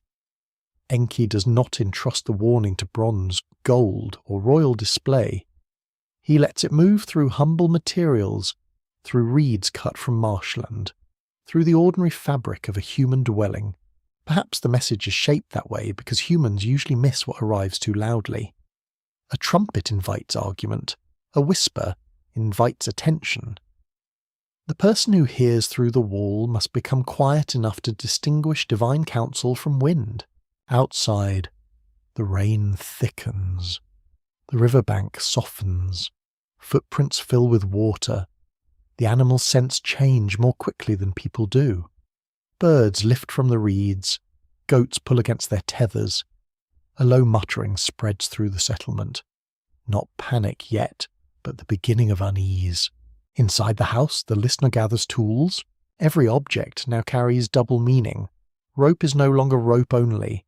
Pitch is no longer pitch only. Timber is no longer the material of beams, but of passage. Even the house has changed identity. It is not simply shelter. It is a thing that must be surrendered so a deeper shelter can form. The warning before the flood is therefore painful mercy. It does not spare the listener from fear. It does not explain everything neatly. It demands action before evidence becomes visible to everyone. It asks trust to move faster than public certainty. You listen as rain strikes the reed roof with steady fingers. Somewhere in that sound is Enki's hidden counsel. Not loud enough to command the crowd, but clear enough for the one who has learned to hear. Build what can carry memory. Leave what cannot float. Night settles over Shurapak with the heaviness of wet wool. The sky hangs low above the roofs, swollen with rain that has not yet spent itself. Water runs along the lanes in narrow shining threads. It gathers beside thresholds, taps against jars, and slips through cracks where the mud brick has begun to soften. The city seems to breathe uneasily in its sleep. You stand near the house of Ziusudra, the flood survivor remembered in the Sumerian tradition. His name comes to us through broken lines and patient reconstruction, carried by tablets that survived while so much else vanished. He is not introduced as a conqueror with armies at his back. He is remembered as a listener. That may be the older kind of hero, quieter and far more difficult. Records confirm that Shurapak was a real Sumerian city, known archaeologically as Tel Pharaoh in modern Iraq. Excavations uncovered tablets, houses, and evidence of urban life from the 3rd millennium before the Common Era. Scholars from major research institutions have studied Shurapak as a significant city within early Mesopotamian history, especially because its name appears in both administrative records and literary tradition. The city at night is not a symbol yet. It is lived space. A lamp glows behind a reed screen. A child coughs in sleep. Somewhere. A door latch knocks softly in the wind. Wet clay gives off a smell like opened earth. Grain jars stand close to the wall, wrapped in shadows. The ordinary belongings of a household suddenly look tender, because disaster makes even a broom seem innocent. Ziusudra listens. That is the action at the centre of the night. He listens to rain, to silence, to instruction, to the impossible burden of private knowledge. In a world ruled by divine decree, listening is dangerous. It turns one person into the narrow bridge between extinction and continuation. His neighbours hear weather. He hears command. The ancient account is fragmentary, but its outline is powerful. The gods decide upon a flood. A warning reaches Ziusudra. He responds with piety and obedience. The waters come. Life is nearly erased. Then the survivor receives a strange kind of favour beyond ordinary human fate. The story is not complete in every line, but it is complete enough to disturb the heart. A mainstream historical fact gives the scene a grounded texture. Excavations at several Mesopotamian sites have revealed flood deposits from different periods, though not one single layer proves a universal flood across all cities. Archaeologists and geologists connected with universities such as Cambridge and Pennsylvania have treated these deposits cautiously, recognizing local disasters without forcing every text into one event. The mud is real. The meaning is debated. You hear the debate as softly as the rain. Some scholars interpret Ziusudra's flood as mythic theology, a story about divine judgment and human preservation. Others see echoes of severe regional flooding, magnified by memory and ritual retelling. Still others focus on its literary role within traditions about kingship before and after catastrophe. The discussion remains open because ancient disaster rarely arrives with a label attached. Inside the house, decisions become physical. Rope must be coiled, storage vessels must be sealed, food must be gathered in haste, but not so much that movement becomes impossible. Animals must be calmed, if animals are included in the version you imagine. The hands work while the mind struggles to accept what the hands already know. The night smells of pitch. Bitumen, dark and sticky, clings to timber and reed. It seals the gaps through which water would otherwise enter. It blackens fingers and catches in the throat with its heavy mineral scent. The practical work is humble, almost ugly. But survival often looks like this. Not shining armour, not noble speeches, tar under the nails. A quirky tidbit comes from the wider Mesopotamian flood tradition. In one later version, the boat's measurements and construction details sound surprisingly technical, almost like an ancient shipwright wandered into sacred literature and refused to leave. This mixture of cosmic catastrophe and practical carpentry is wonderfully human. Even the end of the world needs decent waterproofing. Ziusudra's listening night is not lonely in the simple sense. People may be around him, workers may help, family may ask questions that cannot be answered without frightening them. Yet the centre of the knowledge remains solitary. To hear what others do not hear is to stand slightly apart from the world, even when surrounded by familiar faces. You feel that loneliness now. The rain increases, steady and thick. It beats on roofs, runs from eaves, and blurs the edges of walls. The lanes become shallow streams. The clay underfoot changes from dust to paste. In the darkness, the city loses its sharp lines. Houses melt into shadow. Temples loom like darker clouds. The world made by hands begins to look temporary. Ziusudra waits with the tension of someone who has obeyed a warning but has not yet been proved sane. That is an uncomfortable place to live.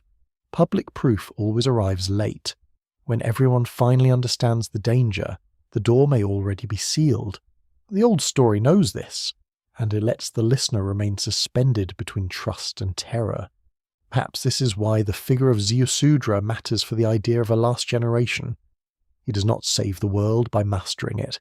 He survives by receiving instruction before the world admits it is in danger. He is not a louder human. He is a more attentive one. The lamps burn lower. Shadows lean against the walls. A vessel knocks gently as water shifts beneath it. Someone whispers a prayer. Someone else falls silent in the middle of a question. Outside, the sound of the city has changed. Less laughter. Fewer animals calling casually from pens. More doors closing. more feet moving quickly through wet lanes. There is no grand certainty here, only preparation. Ziusudra's story also changes the meaning of obedience. He obeys not the public mood, not the easy logic of the day, but a hidden wisdom that arrives through a narrow channel. This does not make him gullible, it makes him responsible. Ancient literature often honours the person who responds rightly before comfort has given permission. The boat waits like a dark thought beside the rising water. It is not beautiful, but it is sufficient. Its sealed body holds provisions, breath, fear, and the fragile future of memory. The vessel is both escape and tomb, both cradle and coffin. To enter it is to admit that the world outside may not remain. The city does not know how close it stands to becoming past tense. You look across the dim roofs of Shurapak and feel the ache of all unknowing generations. People sleep beneath a dangerous sky. They trust familiar walls because familiar walls have held before. They assume morning will arrive with ordinary complaints. Bread to bake, nets to mend, debts to settle, children to scold lovingly for tracking mud indoors, which is frankly unfair during a flood. But parents are consistent creatures. The rain keeps falling. Ziusudra listens deeper than weather. He listens to the space beneath the sound, where warning has become duty. Every drop on the roof now seems to count the remaining moments of the old arrangement. Not loudly, not dramatically, calmly, terribly, one by one. At last, the listening night becomes a threshold. The human ear has received what the divine voice dared to hide. The house has yielded its shape to the vessel. The city has entered the hour when certainty no longer protects anyone. And in the dark, as water climbs toward the door, the future waits for the one who heard in time. The waters fall back without applause. They do not apologize. They do not explain themselves. They simply withdraw from the land in long, shining sheets, leaving mud where streets once held voices. The air is heavy with damp silence.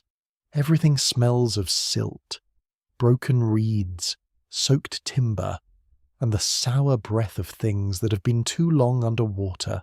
You step into the world after the flood, and victory feels like the wrong word.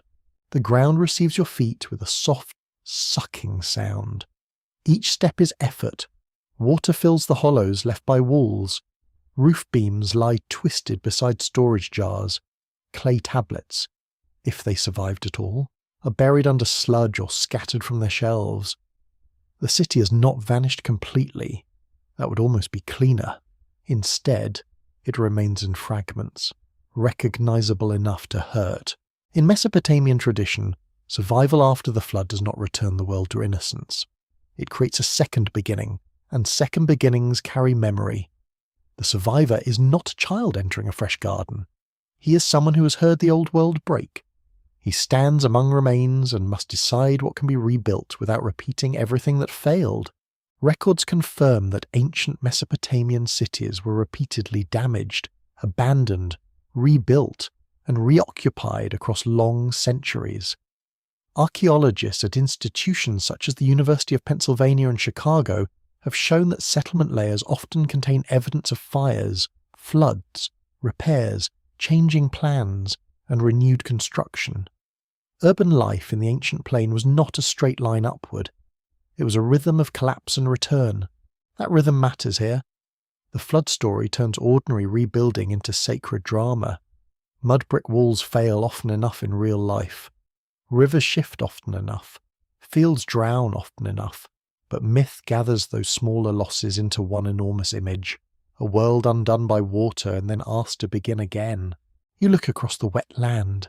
The sky's pale, washed clean, almost indifferent. Birds move cautiously over the flats. A broken basket floats in a shallow pool. A dead tree catches strips of reed in its branches. Far off, a mound rises above the waterline like the back of some sleeping animal. It may be a temple platform. It may be only ruin. There is no crowd cheering the survivor. There is only the work. That is the first quiet truth of the aftermath. Survival is not the end of fear. It is the beginning of responsibility. The boat has carried breath through the waters, but breath alone cannot rebuild fields. Hands must dig, seeds must be sorted, animals, if preserved, must be fed and guarded. Channels must be cleared of silt, shelter must be shaped from whatever remains. Very glamorous. The rebirth of civilization, mostly mud and exhaustion. A mainstream historical fact sits beneath this scene with firm weight. Irrigation agriculture in southern Mesopotamia required constant maintenance, since canals collected silt and needed organised labour to remain useful. Researchers from Stanford, Yale, and other major universities have examined how environmental management shaped political authority and community survival. The land did not simply provide, it negotiated, and often very sternly. In the old flood traditions, the survivor often performs an offering once safe land is reached. This gesture is easy to overlook, but it carries enormous meaning. The first act after catastrophe is not triumph. It is acknowledgement. Smoke rises from a newly exposed world, and the divine realm smells the offering. Humanity, reduced to a remnant, re-enters relationship. You can picture it. A small fire struggles in damp air. The fuel hisses. Smoke moves sideways before lifting. The scent of burning reed and offering mingles with the smell of flood mud. The survivor's hands are rough, perhaps shaking, perhaps too tired even for clear grief. Yet the ritual must be done. Order returns through action, not emotion alone. A scholarly debate continues around the meaning of sacrifice in these flood narratives. Some historians interpret it as the restoration of cosmic order between humans and gods. Others see it as a reflection of temple ideology, where offerings confirm humanity's essential role. Another line of interpretation notices the tension in the god's response, suggesting that divine dependence on human ritual is being quietly exposed. The debate remains delicate, because the story is reverent and ironic at once. That irony is powerful. The gods nearly erase humanity, yet the smell of offering reminds them of what would be missing. Without humans, who feeds the temples? Who speaks the names? Who keeps ritual time? Who turns divine presence into daily practice? The flood reveals human smallness, but also human necessity. The servant survives as the witness. The land slowly emerges from water, its surfaces shine under weak light. Fish gasp in trapped pools. Reed beds lie flattened in one direction, as if a giant hand has combed the marsh. You feel cold mud between your toes. It clings to the skin, refusing to release. Perhaps grief behaves the same way. The quirky tidbit is that ancient Mesopotamian flood stories sometimes preserve a surprisingly domestic tone amid cosmic disaster. The survivor closes doors, loads goods, secures living things, and later makes offerings with practical care. The universe may be collapsing, but someone still has to manage supplies. Ancient storytelling understands that apocalypse is partly logistics. After the waters fall back, the message attributed to Enki changes form. It is no longer a warning. It becomes instruction for the remnant. What must be kept? What must be changed? What must not be rebuilt exactly as it stood? These are harder questions than how to survive one storm. The temptation after disaster is to restore the old world too quickly. Walls are raised where walls once stood. Titles return. Storehouses reopen. The same arguments resume, because human beings can carry old habits through astonishing amounts of evidence. Give us one dry platform and we'll reorganize a committee. Yet the myth presses gently against that temptation. A flood should alter memory. A warning received in secrecy should become public wisdom. A world nearly lost should not be treated as a minor inconvenience. The survivor does not only carry life forward, he carries the knowledge that life can be interrupted. You stand beside a stretch of exposed ground where the first seeds might be placed. The soil is rich, dark, and treacherous. Floodwater can destroy, but it can also leave fertility behind. This is the old double nature of water returning again. Ruin and nourishment arrive in the same wet hand. The listener must learn to distinguish gift from excess, blessing from imbalance. Perhaps Enki's mercy was never meant to preserve comfort. It preserved the possibility of wiser rebuilding. That is a much more demanding gift. To be saved without learning would be only postponement. To be saved with memory becomes a burden worthy of reverence. The survivor looks across the plain and sees no simple future. He sees tasks. Clear the mud. Find dry ground. Count what remains. Mourn what does not. Preserve the story. Teach the children that water has a voice before it has a wave. Tell them that a wall may speak, if one has become quiet enough to listen. The sun lowers toward evening, staining the pools with copper. Insects return first, bold little citizens of the new world, then birds, then perhaps, one day, the sound of tools, songs, and market arguments. Life will come back in small, stubborn noises. Silence will not last. Still, something has changed beneath it. The flood has made history feel conditional. Cities are no longer merely achievements. They are arrangements on loan. Fields are no longer merely property. They are relationships with water. Human beings are no longer merely workers beneath the gods. They are the fragile carriers of memory through catastrophe. You breathe in the damp air. It is not clean exactly. It is full of endings. Yet inside it, faintly, is the scent of beginning. Mud can bury, but mud can also receive the next foundation. Clay can dissolve, but clay can also be shaped again. After the waters fall back, the world does not become safe. It becomes possible. And that possibility, wet, heavy, and trembling under the pale sky, is the burden Enki leaves in human hands. From the wet silence of the renewed world, strange teachers begin to rise in memory. They do not arrive like armies. They arrive like figures glimpsed at the edge of water, half practical and half impossible, carrying knowledge as if it has been salvaged from somewhere deeper than ordinary speech. Their names are not always easy to hold, and their forms shift across tradition, but their function remains hauntingly clear. They teach. In later Mesopotamian lore, especially in traditions preserved around ancient scholars and royal courts, there appear figures often called sages. They are associated with the time before the flood, with wisdom, ritual craft, purification, writing, building, and the ordering of human culture. Some accounts connect them with the deep waters and with Ea, the later Akkadian counterpart of Enki. They seem to stand between worlds, neither fully divine nor merely human. Your mind enters a city at dawn, newly alert after fear. Mist clings low over canals. The reeds are beaded with moisture. A temple platform rises from the pale light, its bricks still dark from night dampness. The first workers move quietly, as though loud speech might disturb the fragile return of the order. Then a figure appears near the water gate, carrying something that may be a tablet, a measuring cord, or a ritual vessel. No one laughs. A mainstream historical fact anchors the mystery.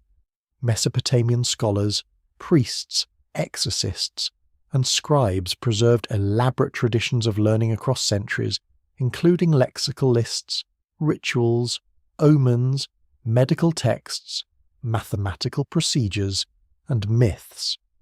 Researchers at Chicago, Yale, and Oxford have shown that ancient Mesopotamian knowledge depended on disciplined copying, classification, and expert interpretation.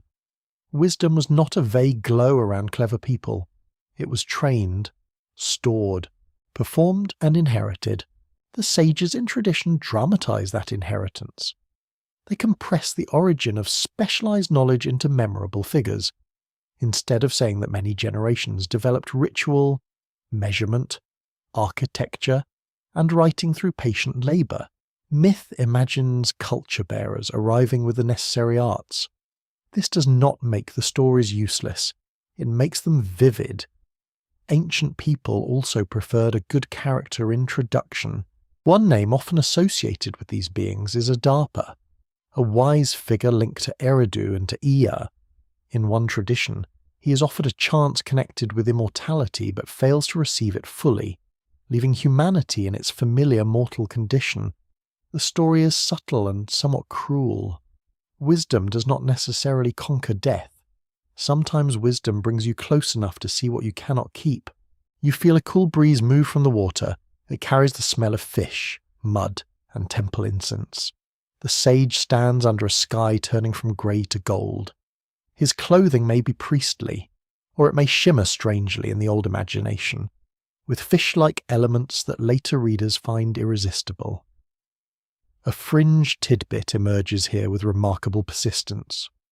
Some descriptions and images of Apkallu figures show human forms wearing fish cloaks, which has led modern speculators to imagine amphibious instructors from a lost age. It is a wonderfully odd image. A teacher in a fish cloak would certainly hold classroom attention, yet the ancient setting gives that image its own logic. Fish and water belong to the deep source of wisdom. A fish cloak may express ritual identity, divine connection, or the authority of knowledge drawn from the Abzu. The figure does not need to be a literal creature from the marsh to be powerful. Symbol can be stranger than biology, and usually better dressed. A scholarly debate continues around how to interpret the sages. Some researchers view them as mythic ancestors of learned priestly professions. Others see them as theological symbols of knowledge transmitted from the gods to human experts. Another approach studies them within royal ideology, where kings claimed access to primeval wisdom through scholarly lineages. The discussion remains open because the sages belong equally to myth, ritual, and intellectual history. You walk beside a canal where workers set stakes into wet ground. A sage kneels and stretches a measuring cord, aligning a future wall with patient precision.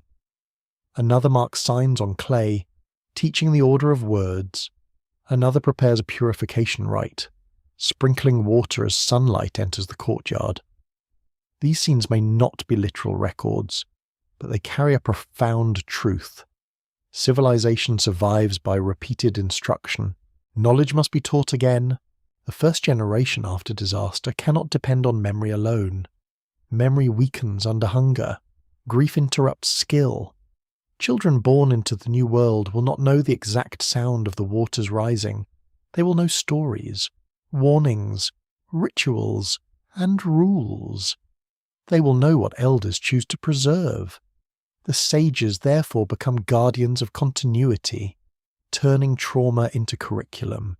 That may be the gentlest and most unsettling part of their role. They do not simply bring marvels, they bring structure.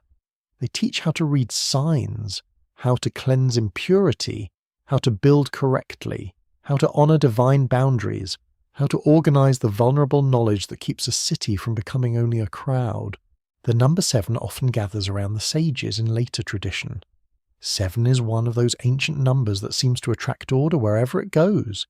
7 sages, 7 gates, 7 layers, 7 days in later traditions beyond Mesopotamia.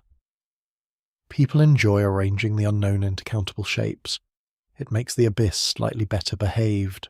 Still, the pattern matters. A group of sages suggests that wisdom is not one secret. It is distributed across functions. One craft alone cannot restore the world. Measurement without ritual becomes dry control. Ritual without agriculture becomes empty ceremony. Writing without memory becomes administration without soul. The system requires many forms of knowing, held in relation. This is where Enki's hidden message grows more complex.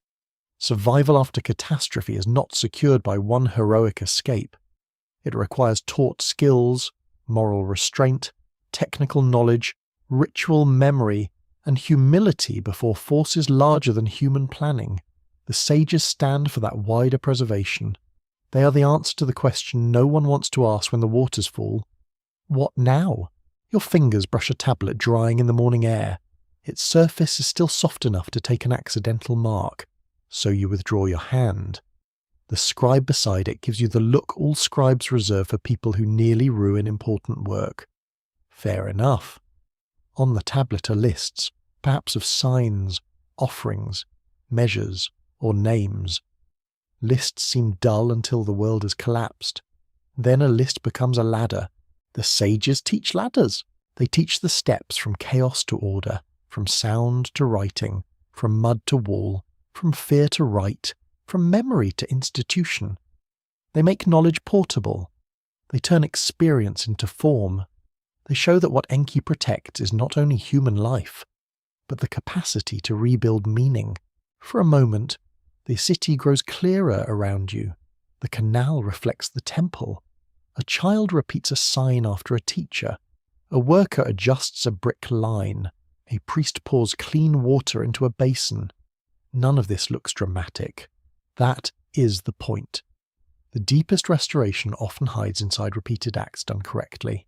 The last generation of humans, if it ever recognizes itself, may look for a single final message. It may search for a sentence bright enough to end confusion. But the sages suggest another possibility.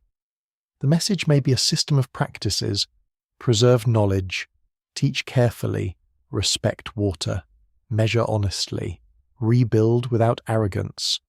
Remember that wisdom comes from depths, not from display. The figure at the canal turns toward the light. His face remains indistinct, as ancient faces often do when they are made of memory. He does not announce himself as saviour. He shows where to place the stake. He corrects the angle. He points toward the tablet. He gestures to the water, then to the wall, then to the hands that must continue the work. The 7 sages remember because someone must, and in their quiet procession from the deep edge of tradition, wisdom becomes not a secret hoarded in darkness, but a fragile craft passed from hand to hand. The city rises again. Not all at once, and not with the confidence later artists like to give to beginnings. It rises through sore hands, uneven bricks, repaired canals, and arguments over where the old wall used to stand.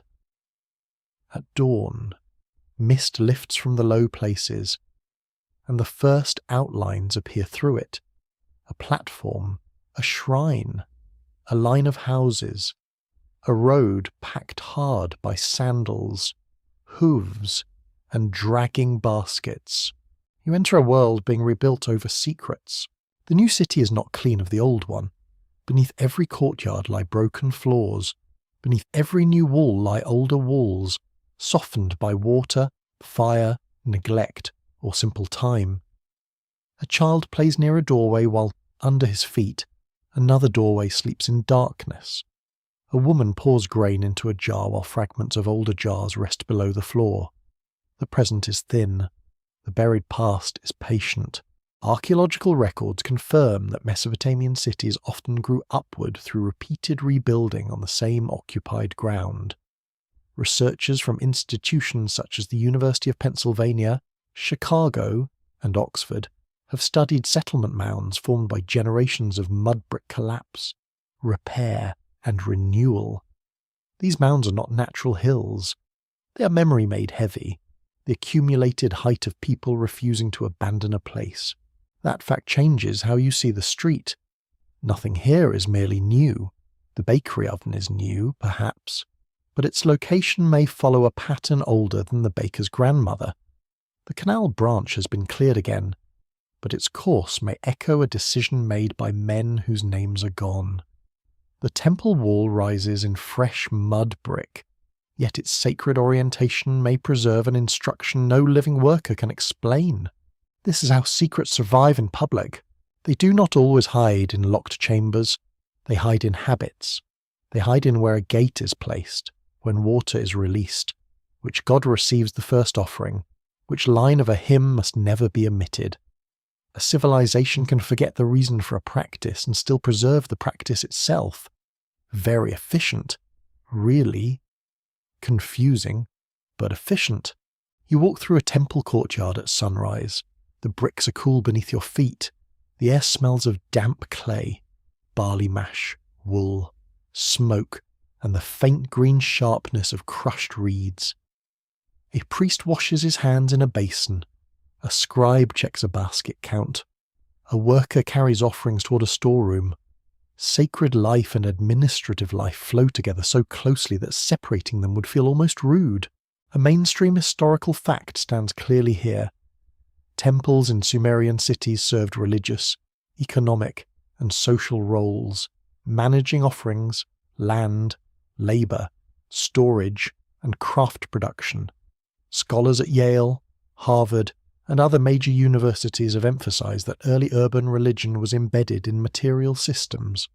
A temple was a divine house, but also a place where grain moved, textiles were counted, and authority took visible form. In this setting, Enki's hidden message might travel through institutions rather than prophecy. The temple teaches that every blessing needs maintenance. The canal teaches that life depends on channels kept clear. The tablet archive teaches that memory must be organized before crisis arrives. The ritual basin teaches that purity is not a feeling, but an action repeated with care. You pause beside a canal where men scrape silt from the bed. Their tools make low sucking sounds. Water glides around their calves. The sun catches small ripples and breaks them into light. A supervisor holds a measuring line and frowns with the timeless expression of someone discovering that workers are human. Nearby, a boy carries a clay tablet listing rations. His face is serious. He's very proud of not dropping it. The city is a machine of relationship. Water moves through canals, grain moves through storehouses, words move through tablets, offerings move toward the divine. Blessings, ideally, move back toward the people. Nothing is isolated. Every part depends on another part behaving within limits. That is why the rebuilding feels sacred and dangerous. To rebuild badly is not merely to make ugly walls, it is to disturb the arrangement. A misplaced canal can drown a field. A neglected levee can ruin a district. A corrupt measure can anger households and gods alike. A forgotten rite can loosen the invisible threads that make the city more than crowded mud brick. A scholarly debate continues around the degree of temple control in early Sumerian cities. Some historians once imagined temple institutions as dominating nearly all economic life. Later research has suggested more complex arrangements involving households, palaces, private activity, and shifting local conditions. The discussion remains lively because tablets reveal systems, but not always the full human texture behind them. That uncertainty suits the buried city. Every answer rests on fragments. One tablet shows rations. Another records land. Another preserves a hymn. A seal impression shows authority. A broken wall suggests planning. Together they form a pattern, but not a complete map. The past keeps one hand closed. The quirky tidbit appears in the drains. Ancient Mesopotamian cities sometimes had surprisingly practical drainage features, including baked brick drains and channels in certain urban contexts. The great mysteries of civilization include gods, kings, and yes, wastewater. It is humbling to remember that a city with a lofty hymn still had to decide where unpleasant liquid should go. Ignore that, and your sacred street becomes an aromatic theological problem. You move deeper into the settlement. Houses cluster around courtyards. Roofs are flat and useful in the cool hours. Doors open inward to shaded spaces where people grind flour, mend cloth, store jars, gossip softly, and manage the daily miracle of getting through another hot day. The city is not only monuments, it is oil stains on thresholds, children's fingerprints in plaster, and the squeak of a wooden door peg. But beneath these ordinary surfaces, older instructions continue. The pattern of reconstruction suggests that survival is not enough unless it becomes form.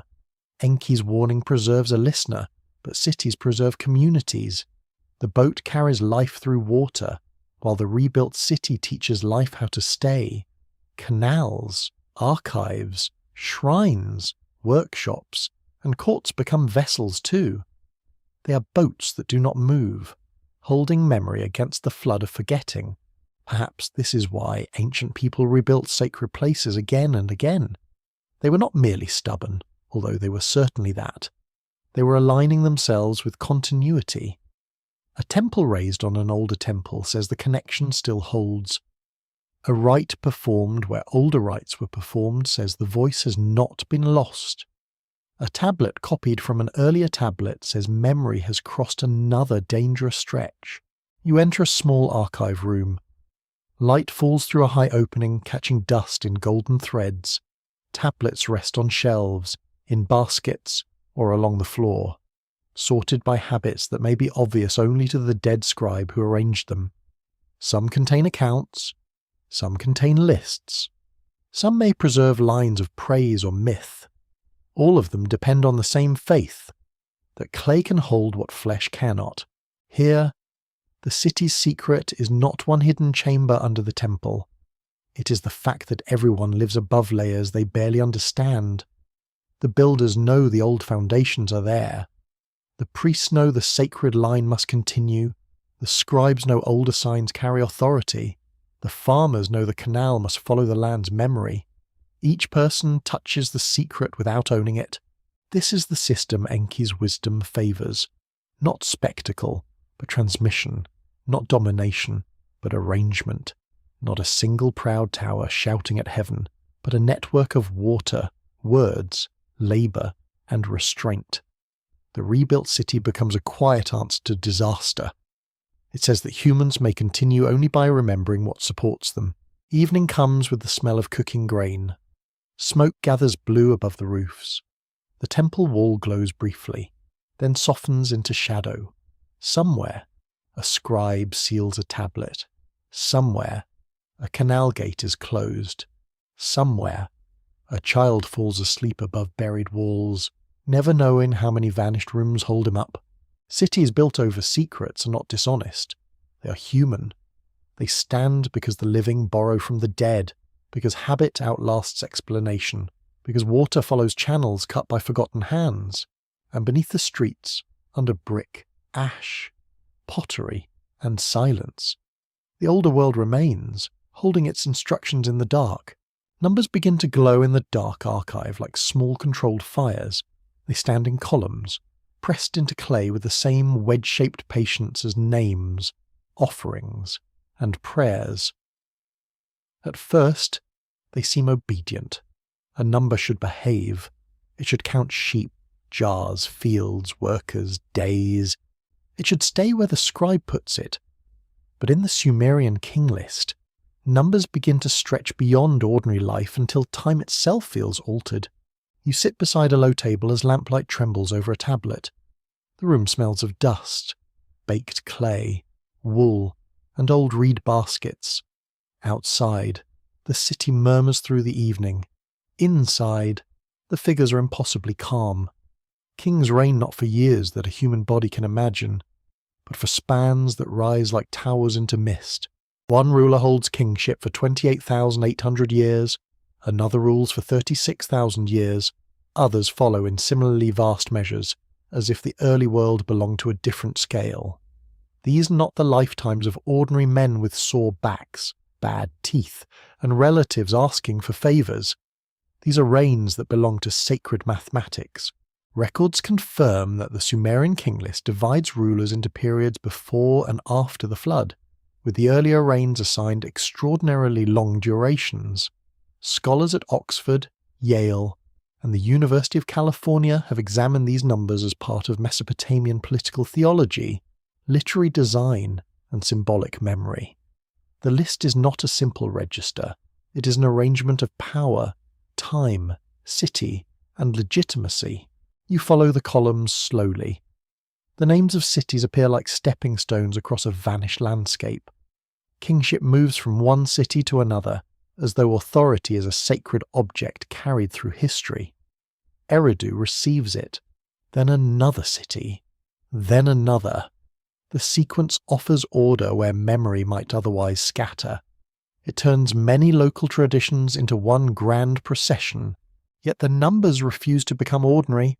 Ancient Mesopotamian mathematics use sexagesimal systems, counting by bases linked to 60, a tradition whose echoes still shape modern timekeeping through 60 minutes and 60 seconds.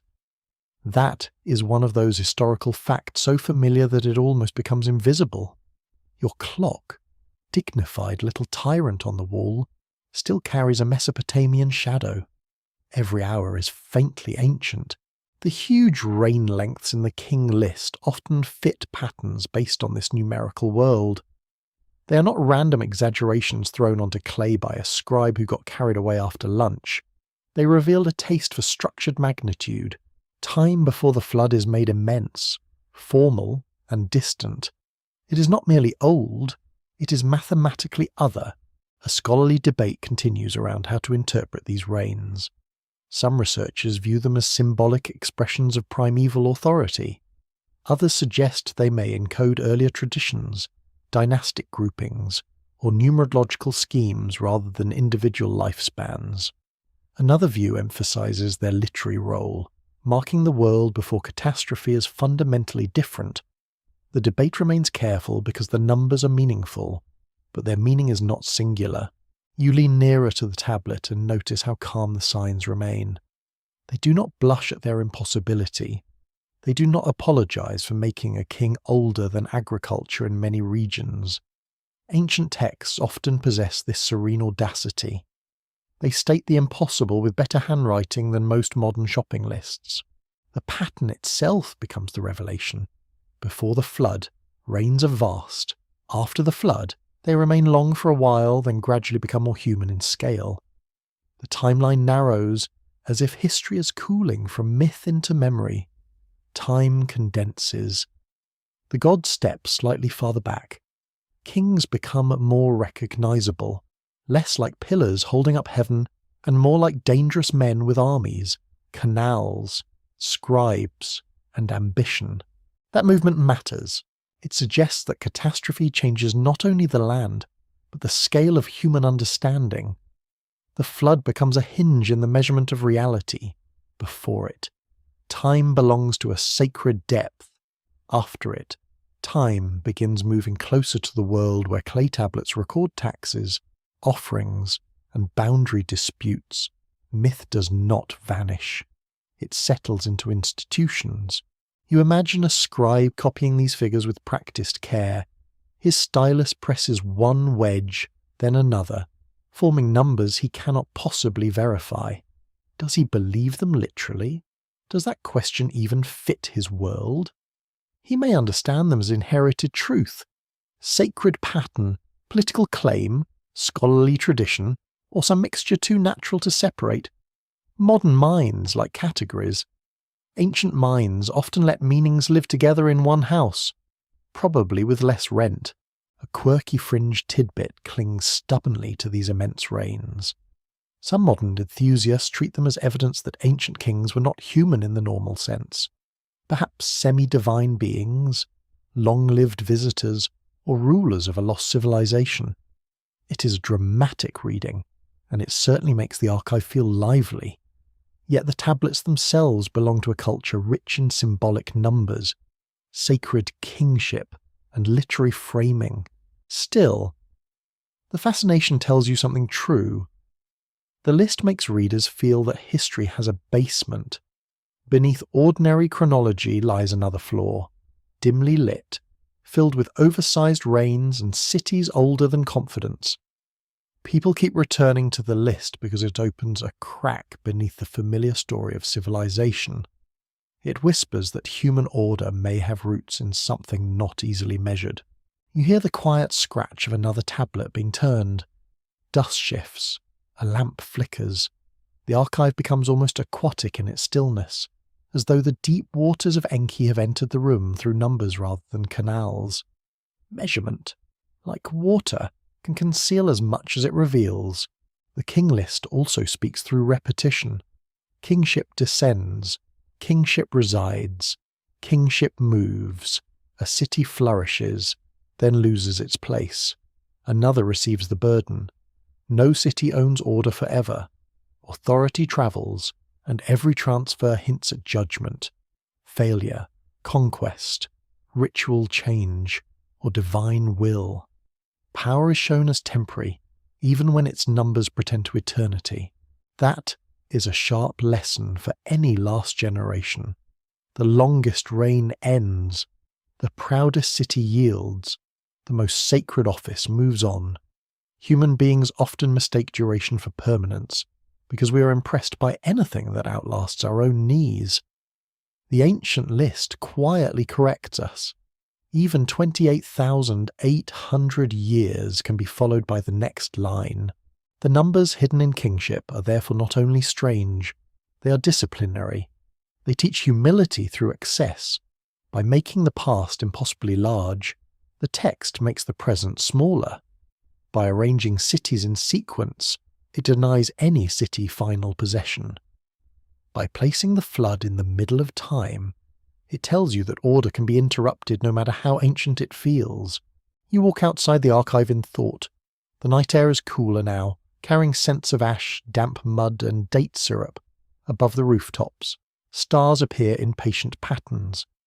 Ancient observers watch those lights with care, connecting heaven, time, and fate through trained attention.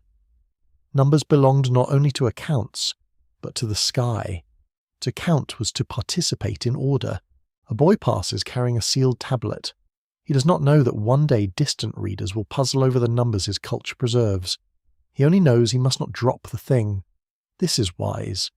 Eternity is surprisingly breakable. Inside the old columns, Enki's possible message becomes sharper still. Remember that systems have cycles. Remember that authority travels. Remember that measures can humble as well as control. Remember that a civilization may count everything except the danger approaching its own door. The tablet remains silent under the lamp. Its numbers do not explain themselves completely. They simply stand there, enormous and orderly, like monuments built inside time. You do not solve them. You keep company with them. And as the night deepens, the impossible reigns seem less like errors and more like warnings written in the language of magnitude. No power remains forever. No city holds the sacred gift without end. No generation, however clever, stands outside the turning of the list. The ancient warning begins to feel nearer when you stop treating it as a relic and let it become a mirror. The clay tablet remains old. Yes, older than most kingdoms, older than familiar alphabets, older than the confident maps in schoolrooms. Yet the pattern it preserves is not old in the same harmless way. It still knows how to look back. You stand in a city that is both Sumerian and strangely recognizable. Its walls are mud brick, but its anxieties are not foreign. People crowd its lanes. Traders measure goods. Officials calculate supplies. Priests speak of order. Workers grumble under the weight of systems they did not design. Children learn signs that promise advancement, discipline, and perhaps a slightly better lunch. Noise rises from every side, practical, human, restless. This is not the end of the world. That is what makes it troubling. In the old flood traditions, destruction is preceded not by a single monstrous crime, but by a condition. Human life has become excessive in some way. The world is too loud, too crowded, too burdensome, too difficult for the divine order to bear. The details change across the surviving accounts, but the atmosphere remains. A system meant to sustain life has grown strained by life itself. Records confirm that ancient Mesopotamian cities faced recurring pressures from population growth. Irrigation demands, salinization, warfare, disease, and political rivalry. Scholars at Stanford, Yale, and Chicago have studied how environmental and social stresses shaped urban development in southern Mesopotamia. Cities were engines of creativity, but also engines of vulnerability. Concentration made civilization powerful. It also made failure contagious. That fact makes the mirror clearer. A city is not dangerous because it is wicked in every brick.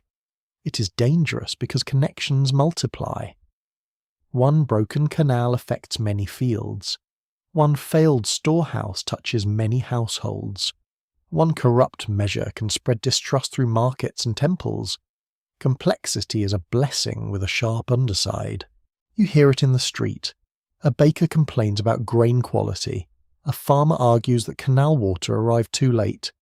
A scribe insists the record is correct, which is exactly what scribes tend to insist. A priest calls for proper offerings. A child cries because the world has ended in the personal form of a dropped cake. The city continues, noisy and alive. A last generation, in this mirror, would not necessarily know itself by flames in the sky. It might know itself by overload. Too many demands, too little attention, too much confidence in systems whose foundations remain soft, too much noise to hear the water underneath. The phrase sounds modern, but the fear is ancient. The Sumerian world was built on delicate control of water. Modern life is built on delicate control of many invisible flows: energy, food, money, information, trust, and memory. You do not need to force the comparison. It comes quietly on its own. Ancient canals and modern networks differ enormously, of course, and historians would raise an eyebrow if you flatten them into one tidy sermon. Fair. Eyebrows have rights. But both worlds reveal the same human tendency to live inside systems we notice most clearly when they fail. A scholarly debate remains open over whether Mesopotamian flood myths should be read primarily as memories of environmental disaster, theological reflections, political metaphors, or literary inheritances. Researchers from Oxford, Harvard, and American archaeological projects continue to approach the question with caution. The debate matters because each interpretation changes the mirror. A real flood warns the body. A theological flood warns the soul. A political flood warns the city. A literary flood warns memory. Perhaps the strongest stories warn all of them at once. Your mind drifts through a temple archive where tablets are stacked in careful rows. Some record grain, some record labour. Some preserve hymns to gods who have outlived their cities. A scribe adds one more line, certain that order has been captured because clay now holds the number. There is comfort in counting. There is also danger. A record can make a system legible without making it wise. The quirky tidbit is that some Mesopotamian omen texts preserved long chains of signs and predictions, linking unusual events to possible futures: a strange birth, a lunar halo, a malformed plant, a curious mark. All might be read as meaningful.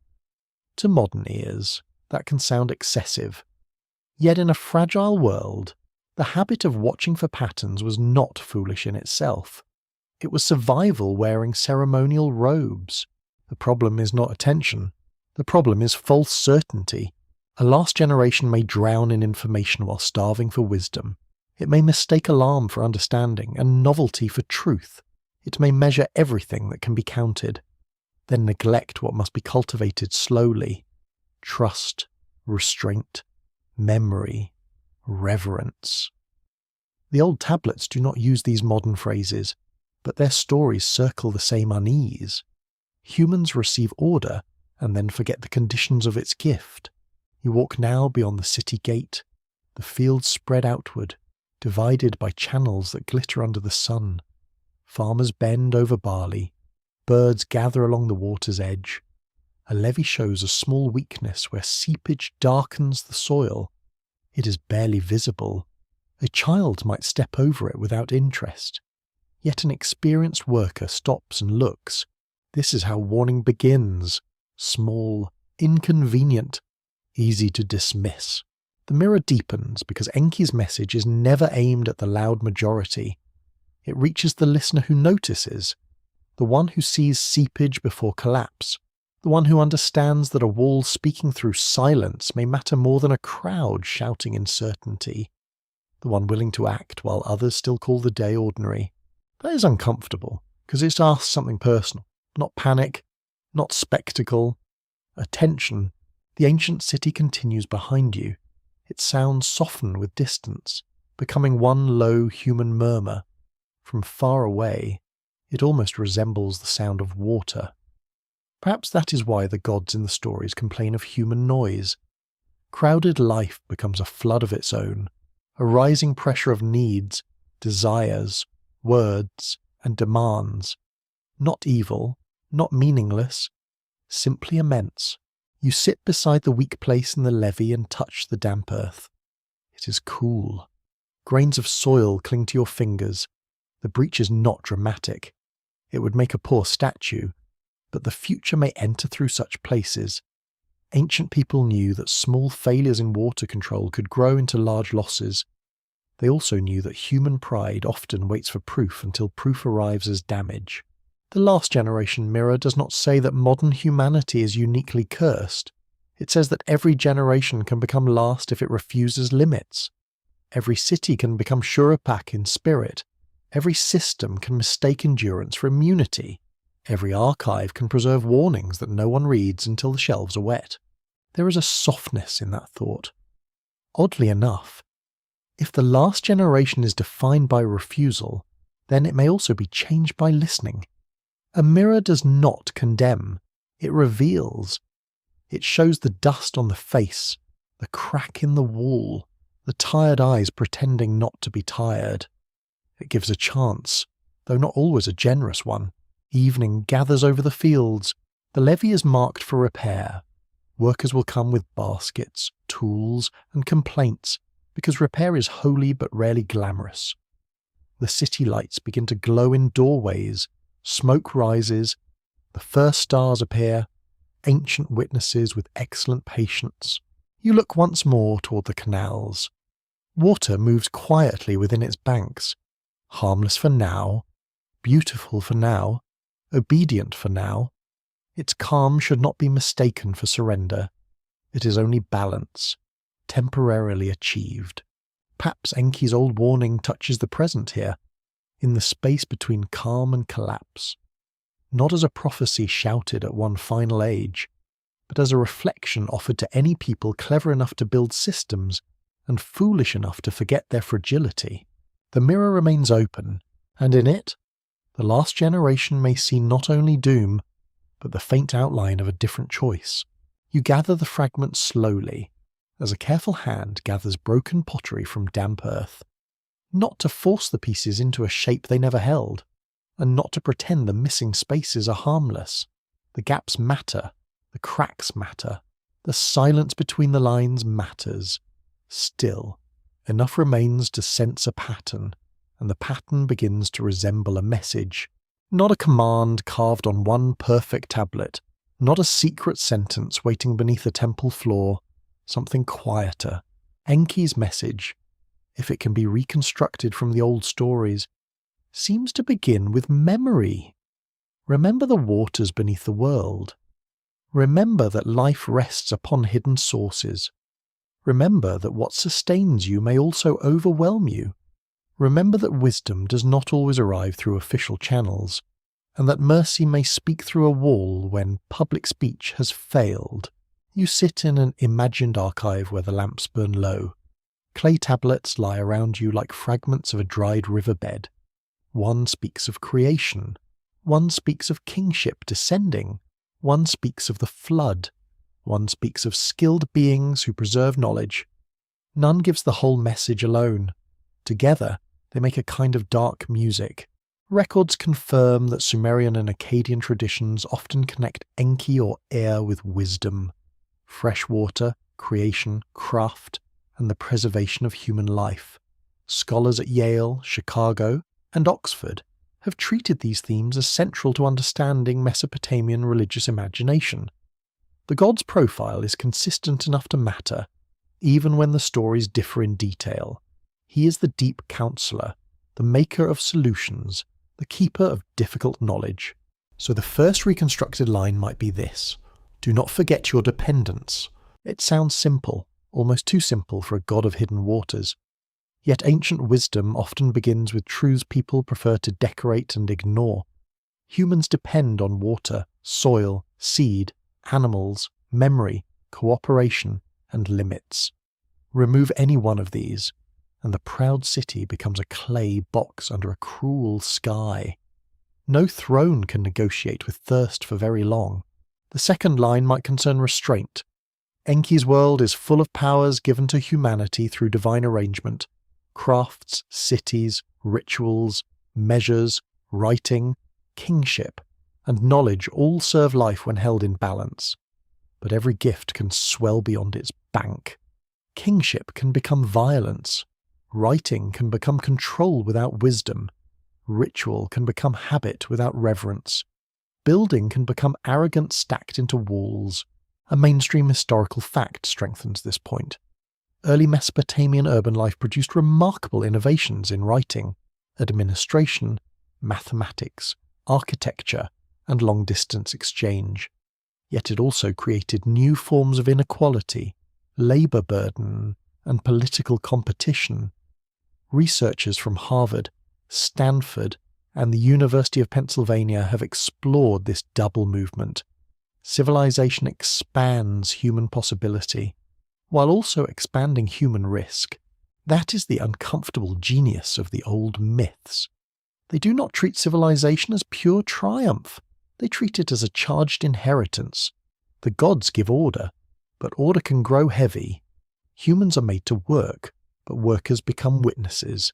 Cities preserve life, but also gather the noise that provokes judgment. Water is blessing, but too much blessing becomes flood. Very tidy of the universe. Naturally, you hear a faint sound in the archive, as if water has begun moving under the floor. The tablets remain still, the shells do not tremble. Yet the room feels suddenly connected to marshes, canals, wells, and rain clouds. This is how Enki's message travels. Beneath the visible argument, the deep current continues. The third line might be about listening.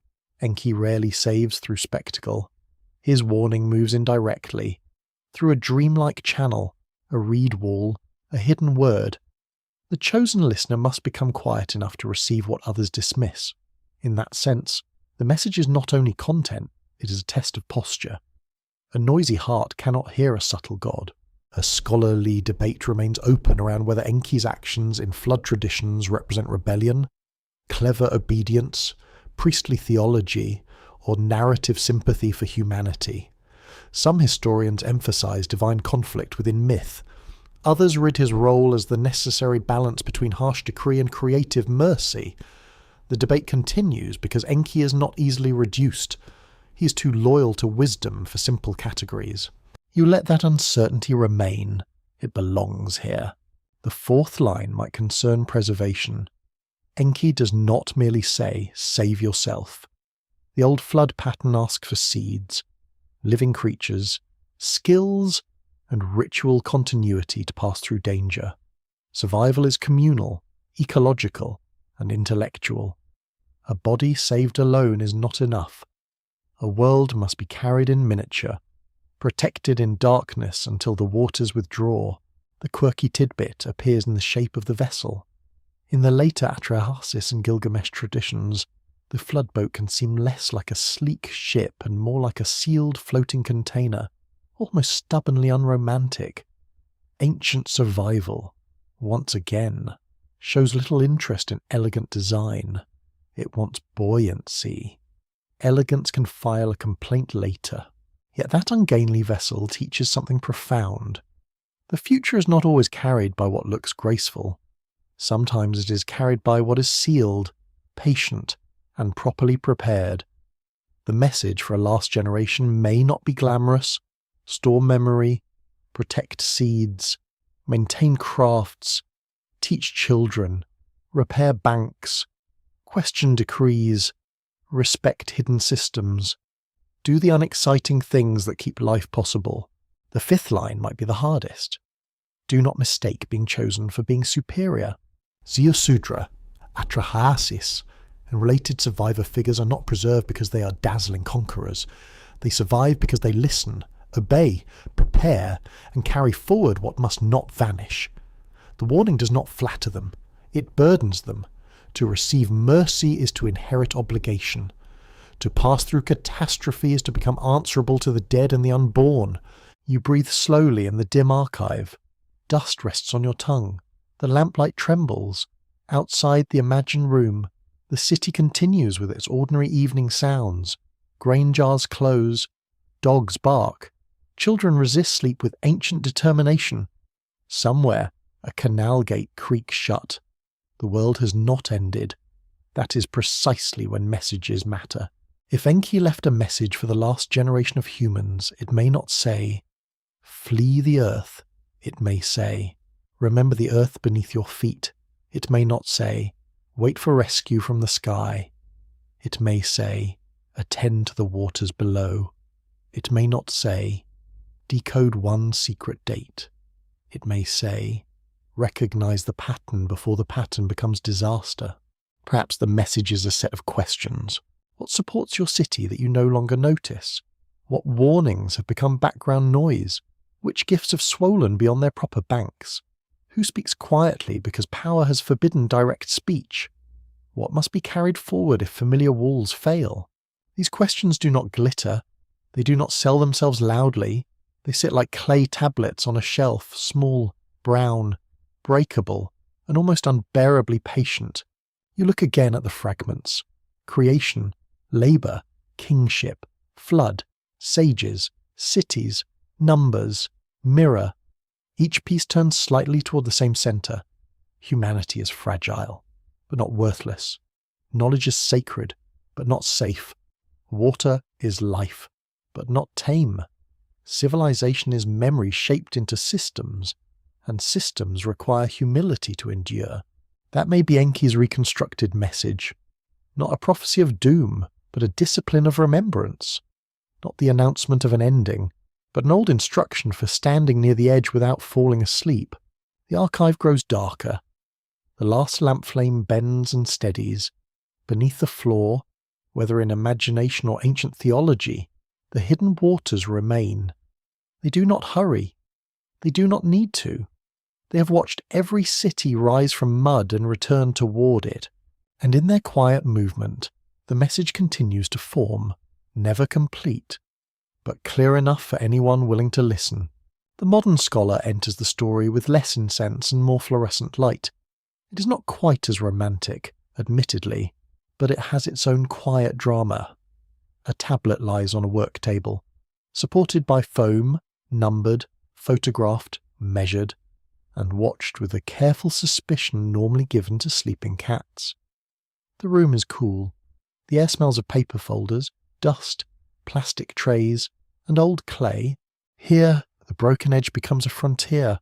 A historian bends close without touching the surface.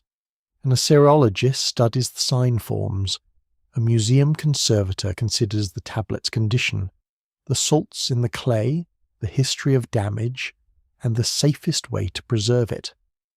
A photographer adjusts light so that each wedge throws a shadow. In this world, revelation arrives through patience, not thunder. It arrives through catalogues, joins, fragments, and footnotes that would make most people gently close their eyes, which, for this kind of story, is rather convenient. Records confirm that many Mesopotamian tablets survive in scattered collections across the world, including major museum holdings in London, Philadelphia, Chicago, Berlin, Istanbul, and Baghdad. Scholars from Yale, Oxford, Chicago, and other research centres have spent generations copying, transliterating, translating, and comparing these texts. The work is slow because ancient writing is not merely read, it is reconstructed. You stand behind the scholar and watch the process. A wedge that seems simple to you may carry several possible readings. A missing corner may contain the verb that explains an entire line. A sign copied in one manuscript may correct a broken sign in another. A later duplicate may preserve what an earlier fragment has lost. The past is not one voice speaking cleanly. It is a damaged choir, and every surviving singer matters. This is where certainty becomes disciplined. The scholar does not begin by asking what secret Enki left for the last generation. That question is too large, too modern, too hungry. The scholar begins smaller. What is the sign? What is the grammar? What is the tablet's period? Where was it found, if anyone knows? Does the line match another manuscript? Is the old copy reliable? Has the fragment been baked, restored, mislabeled, or misunderstood? Very glamorous, ancient mystery, mostly labels. Yet this careful method protects the mystery from becoming nonsense. Without it, Any crack can become a prophecy. Any missing line can become whatever the imagination desires after midnight. Scholarship does not kill wonder. At its best, it prevents wonder from lying. A mainstream historical fact stands at the centre of this work. The decipherment of cuneiform in the 19th century opened the literatures of Mesopotamia to modern study, allowing scholars to read royal inscriptions, economic records, letters, myths, and school texts. Universities and museums built major projects around these materials, creating sign lists, dictionaries, grammars, and digital catalogues. The ancient world became audible again through collective labour. You hear that labour in the tap of a keyboard, the turn of a page, the soft click of a camera shutter. The tools are modern, but the posture is ancient. A person sits before clay and tries to make signs speak. The scribe once pressed the wedge. The scholar now follows it with the eye. Across 4,000 years, attention answers attention. The open debate here is especially important. Some historians approach Enki's flood roll as religious literature, shaped by theology and scribal tradition. Others emphasize cultural memory of environmental crises in southern Mesopotamia. Others focus on political meanings, seeing flood and kingship traditions as ways of organizing legitimacy across cities. The debate remains unresolved because the evidence supports layered interpretation. Not one victorious explanation. Layered interpretation is not failure, it is honesty.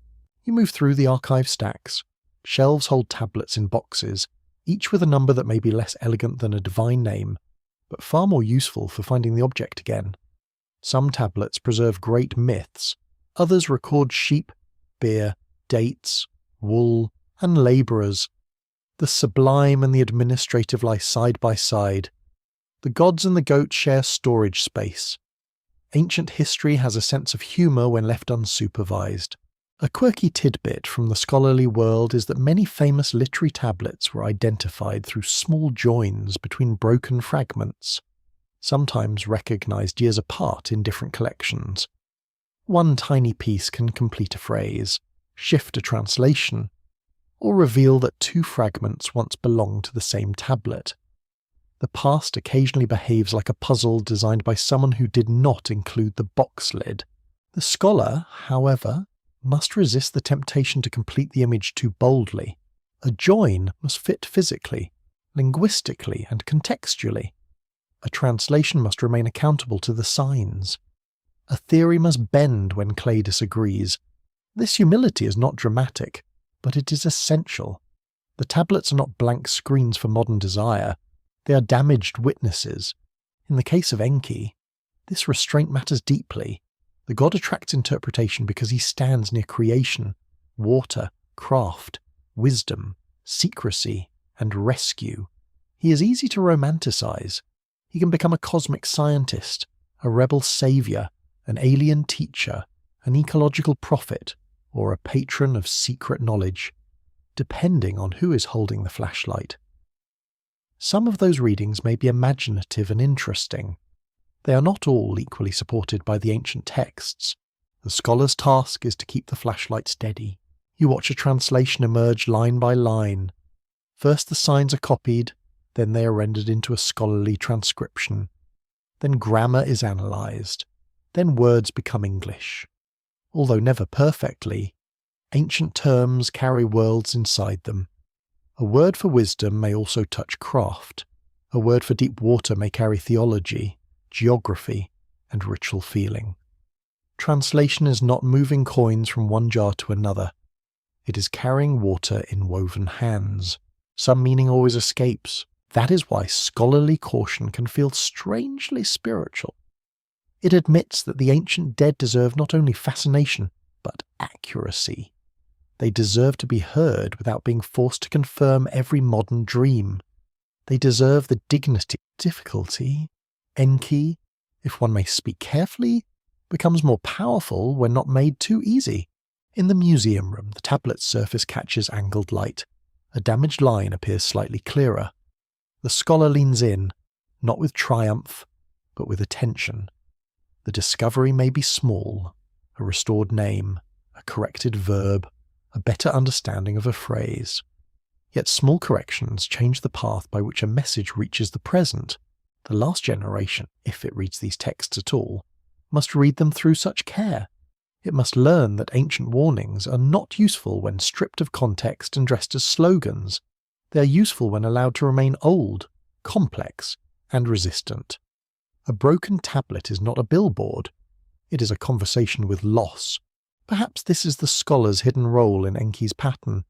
They are not sages rising from the water in fish cloaks. Sensible people in archives rarely dress that well. Yet they also preserve difficult knowledge. They rescue signs from silence. They maintain the channels through which old memory can still flow. The fluorescent lights hum softly. Outside, the modern city moves with traffic, screens, deadlines, and weather reports.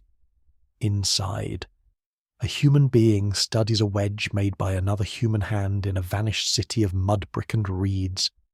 The distance between them is enormous. The contact is intimate. The tablet does not reveal everything. The scholar does not pretend it does. Still, another fragment becomes clearer. Another line breathes. Another old uncertainty is named honestly rather than filled with noise.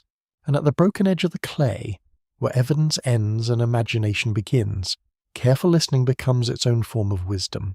The fringe door is never locked. It stands at the edge of the archive, half open, breathing out dust, candle smoke, and the irresistible promise that the official story has missed something. You know this doorway. Every ancient mystery seems to have one. Behind it, weight-loss continents, hidden teachers, star maps, secret bloodlines, and very confident narrators with dramatic eyebrows. Enki attracts that doorway more than most.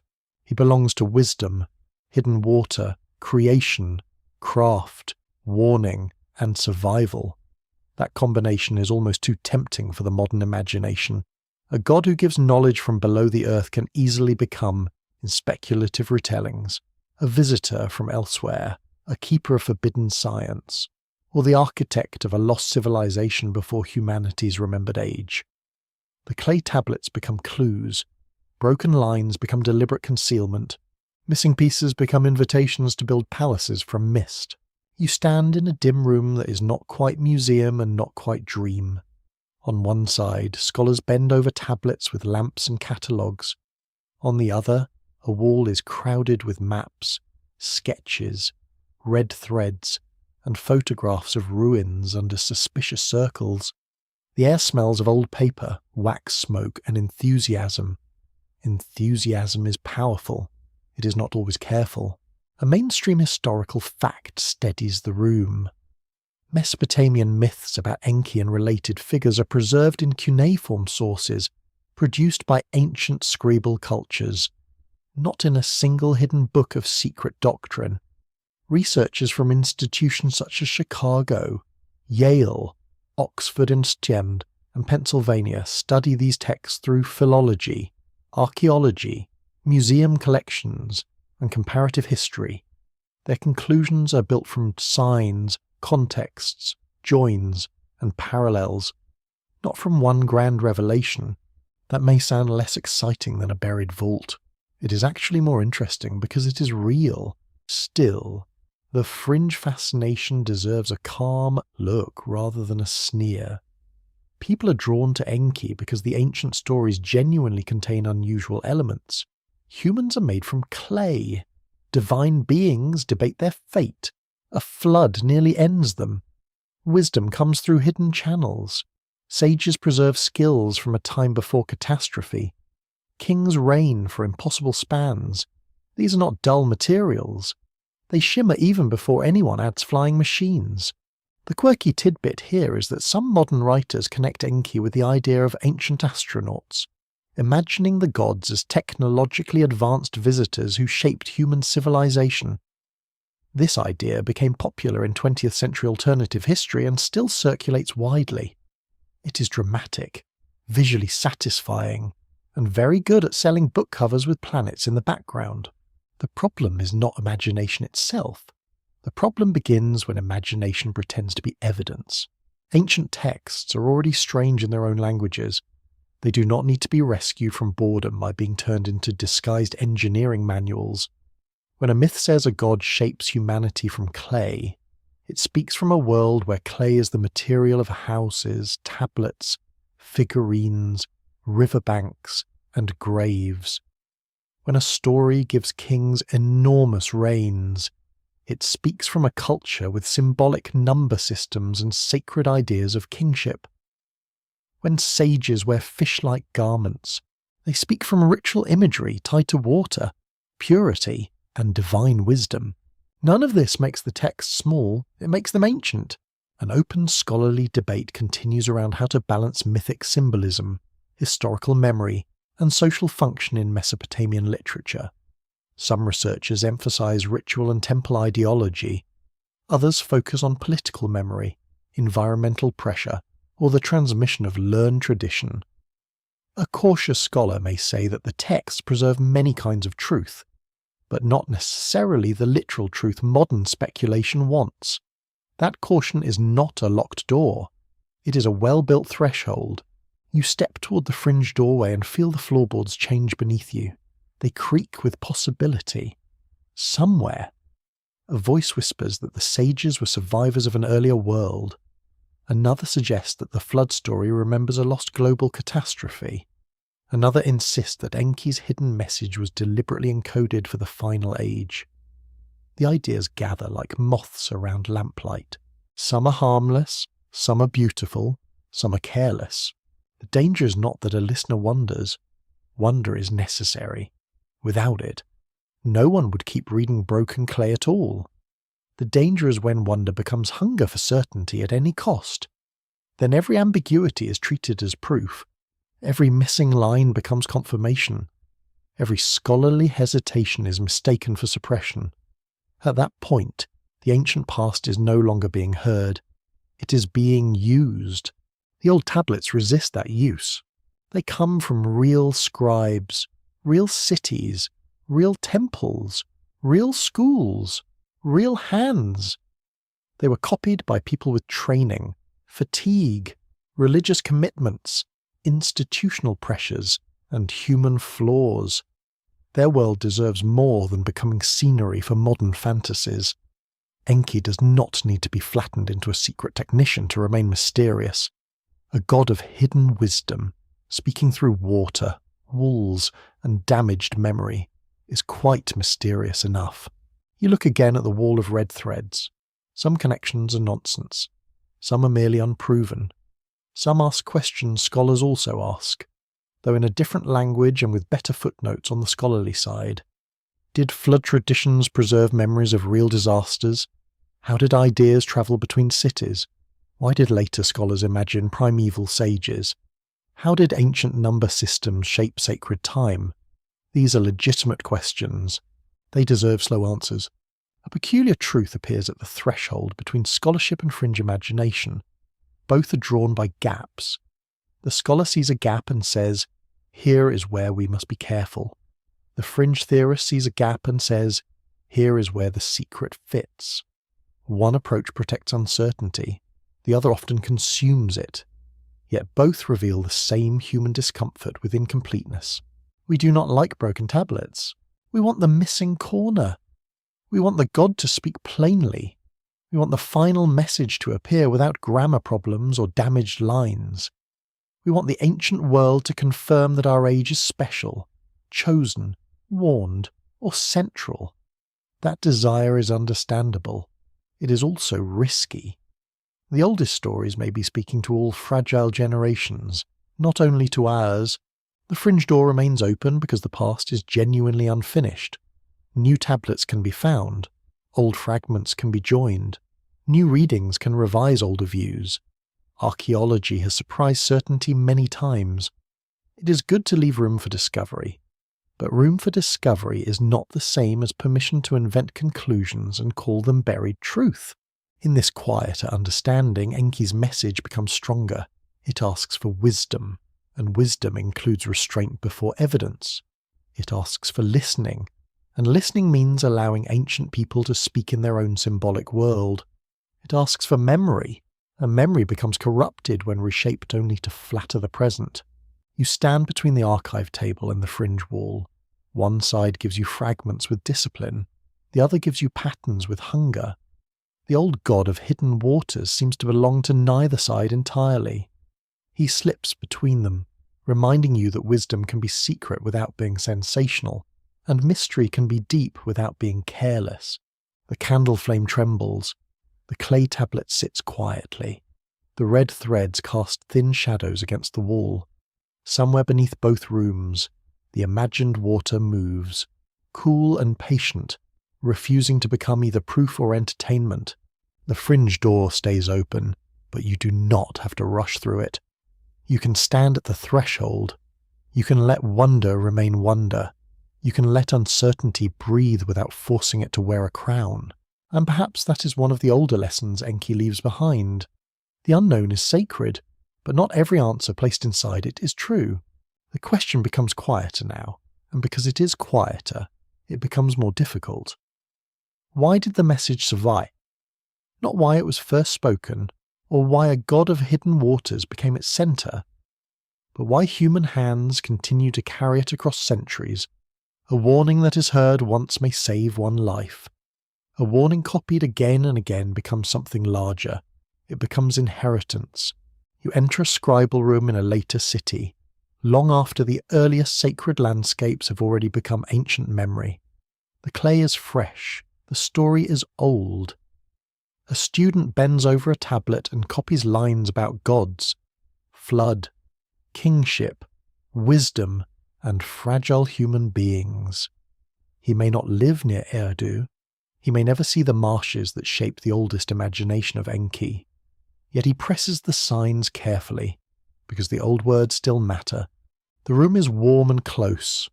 Reed styluses lie beside bowls of damp clay. The smell of smoke hangs in the rafters. A teacher clears his throat in warning. A fly wanders with no respect for literature. Outside, the street is alive with sellers, animals, and the soft scrape of sandals. Inside, a vanished world is being rebuilt sign by sign.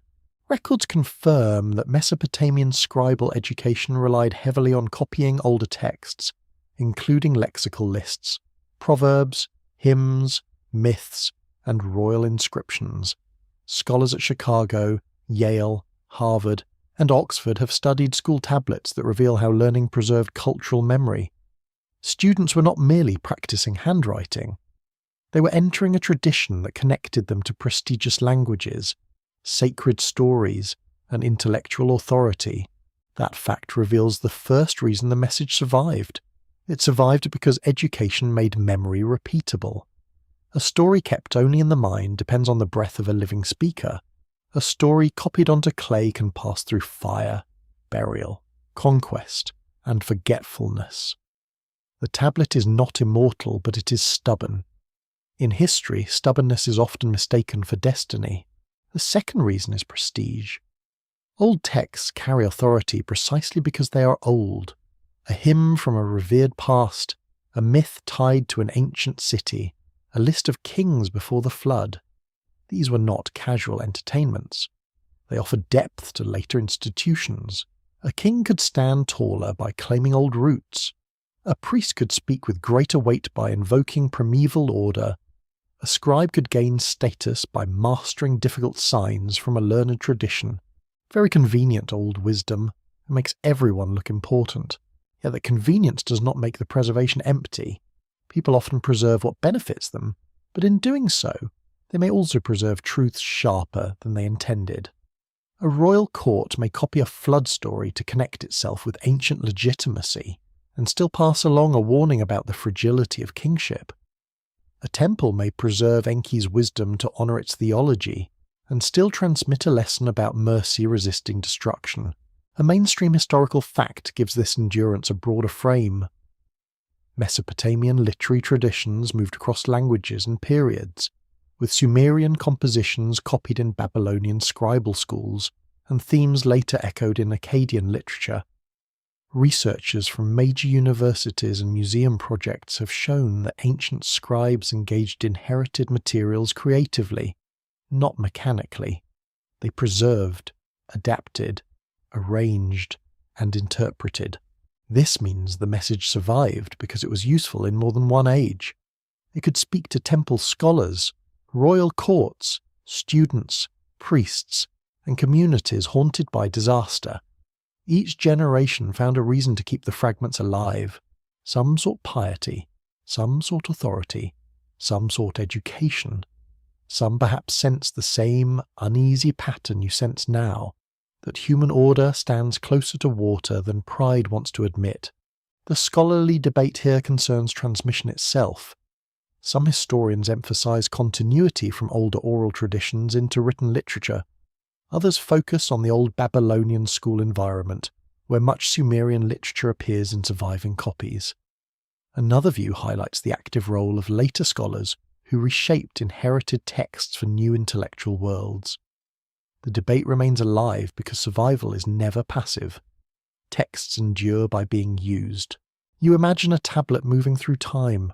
First it is wet clay on a student's palm, then dried and stored, then perhaps broken, then buried under collapsed walls. Centuries pass, soil presses around it, roots touch it, salt enters its surface. A shovel strikes nearby. Hands lift it into daylight. A museum number replaces its old household. A scholar photographs it. A database records it. A listener, far away, hears its story in the dark. That journey is absurdly unlikely. A quirky tidbit from the history of tablets deepens the feeling. Many clay tablets survived precisely because buildings burned. Baking the clay harder and preserving records that might otherwise have crumbled, disaster, with its usual lack of manners, became an archivist. Fire destroyed the room and saved the words. Ancient memory has always had strange assistants. This is why preservation can feel almost unsettling. The message survives not through perfect protection, but through accident, repetition, institutional habit, catastrophe, and human curiosity. No single guardian controls it. It passes through careless hands and careful hands alike. It survives because enough people, for enough reasons, refuse to let it disappear completely. You hear the student whisper a line under his breath. He does not pronounce it for you. He pronounces it to learn. Still, the sound moves outward. The words belong to his exercise, his teacher, his school, his city, his gods. Yet they also belong to a chain of listeners extending far beyond anything he can imagine.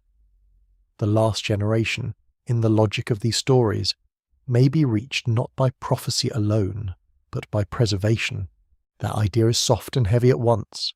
Preservation itself becomes the warning. Why copy a flood if floods no longer matter? Why preserve impossible rains if deep time no longer troubles anyone? Why remember a God who speaks through walls if official voices are always sufficient? The scribes may not have asked these questions exactly, but their labour placed the questions in clay. Perhaps Enki's message survived because it was never only about one event. It was about a human condition that returns. Dependence returns. Noise returns. Arrogance returns. Forgetting returns. Systems grow complex again. Water presses at the edges again. A listener is needed again. A society must decide again what to carry forward. The city outside the scribal room glows in late afternoon. Dust floats in the light. A donkey shakes its ears. A woman balances a jar against her hip. A merchant calls out measures of grain with impressive confidence. Life continues with the usual mixture of seriousness and comedy. No one on the street seems to know that. Inside a small room, a student is extending the life of a warning older than his own world. The student's hand aches. He flexes his fingers and continues. Each wedge enters the clay with a small pressure and a faint sound. The tablet fills slowly. The old signs gather again. A god of hidden waters, a flood, a survivor, a city before kings. A memory of imbalance. All pass through the tired hand of someone who would probably prefer dinner. That is how the message survives. Not as a blazing secret, not as an unbroken golden chain.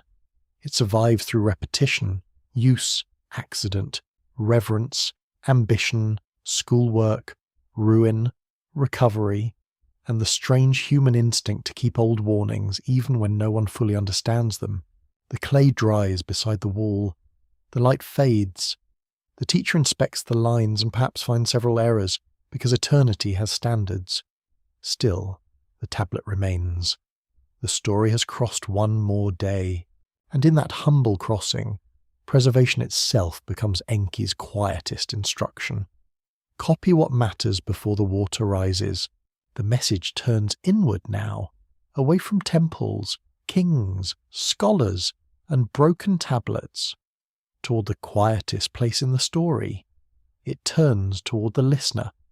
Not the heroic listener carved on a monument, not the royal listener surrounded by attendants, but the ordinary one lying awake while old words move slowly through the dark.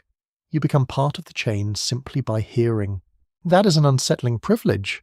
Ancient stories often pretend to speak about people long vanished, yet they have a habit of reaching for the living hand.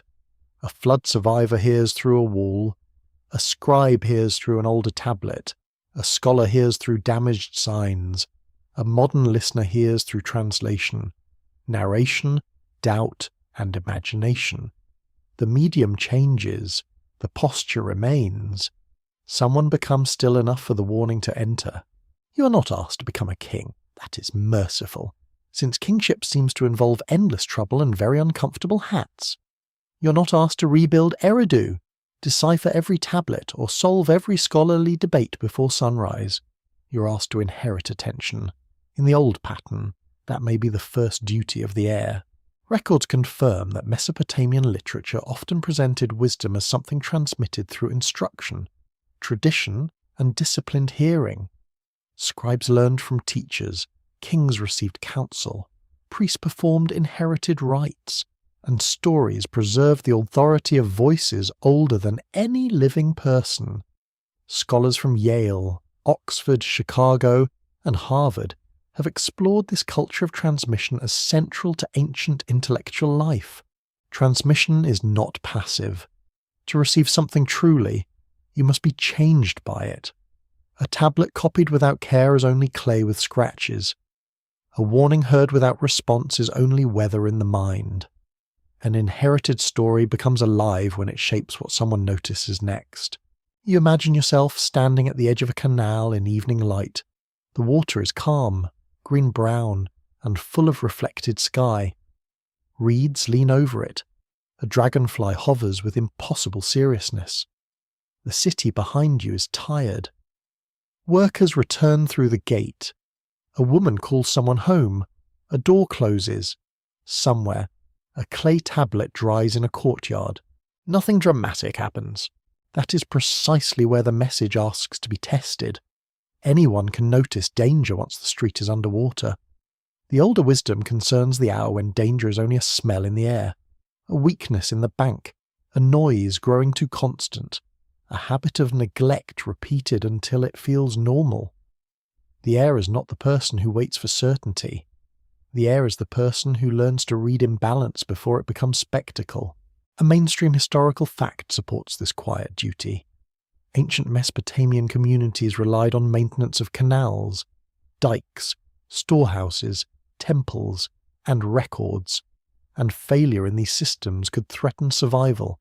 Research by major archaeological and historical institutions has shown how deeply daily labour and administrative memory shaped urban resilience.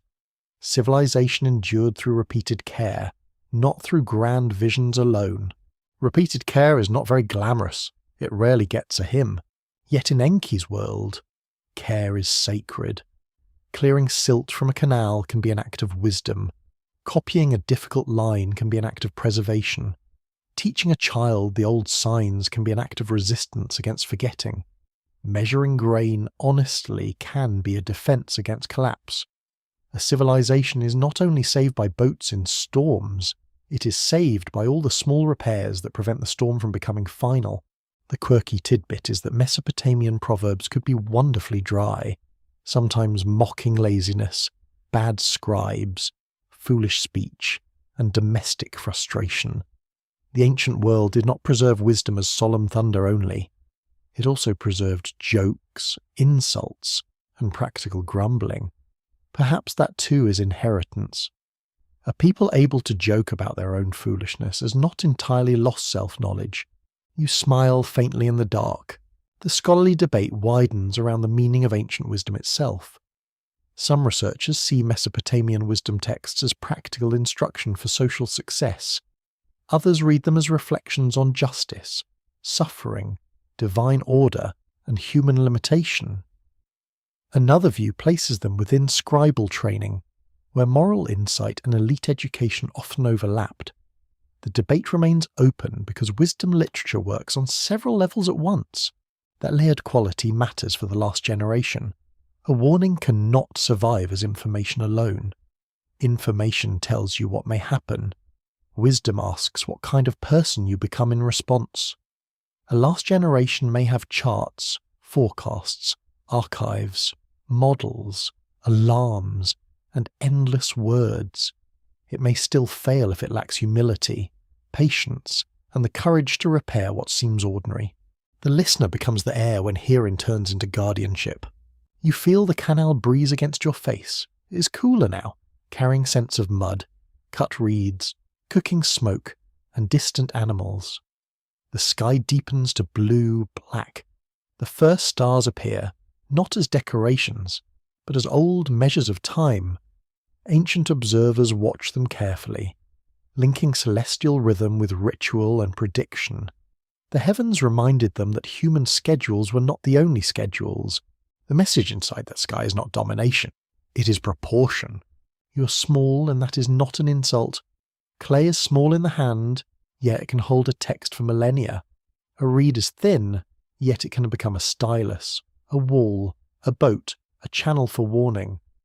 A listener is only one person, yet an old story can survive through one attentive mind and move onward from there.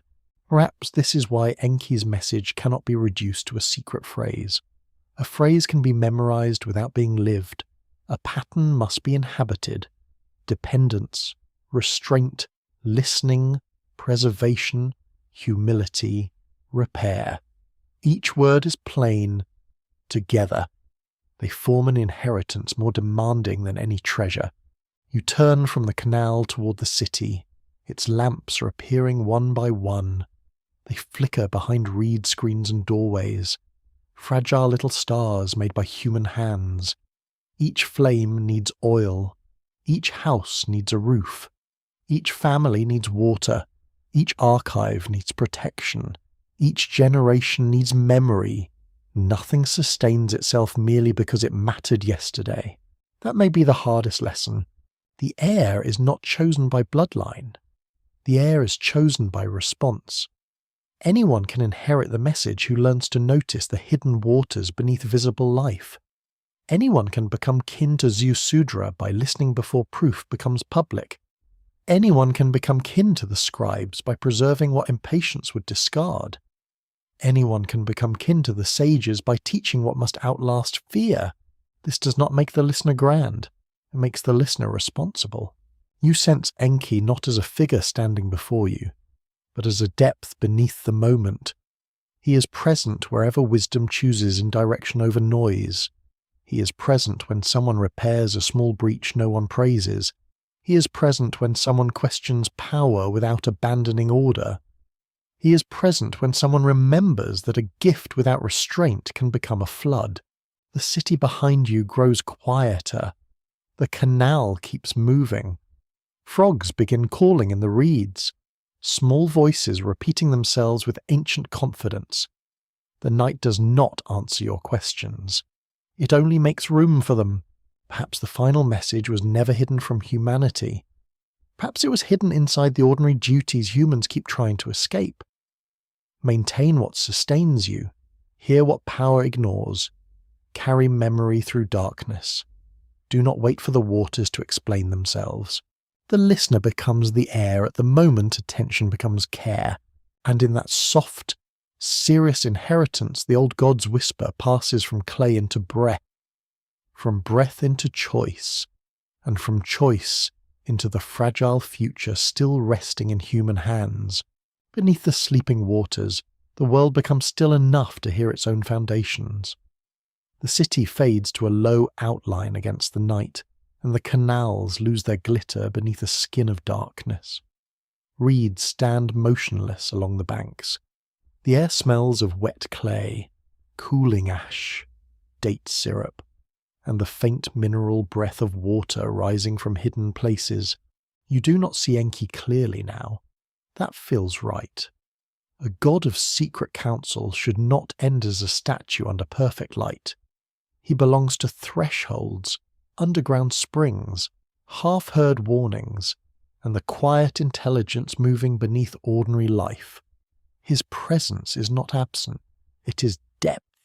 Records confirm that ancient Mesopotamian religion tied gods closely to cities, natural forces, crafts, rituals, and social order.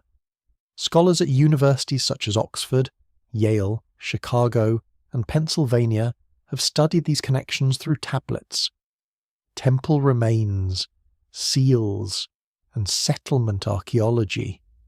The divine world was not an escape from daily reality.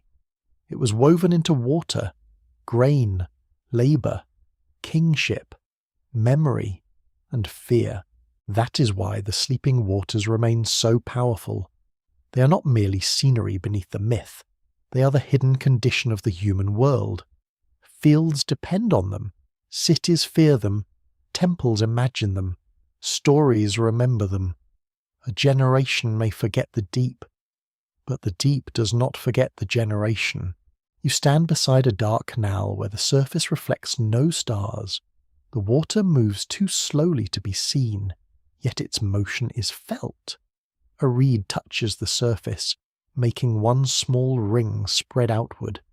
That ring vanishes into blackness. Another follows, then another.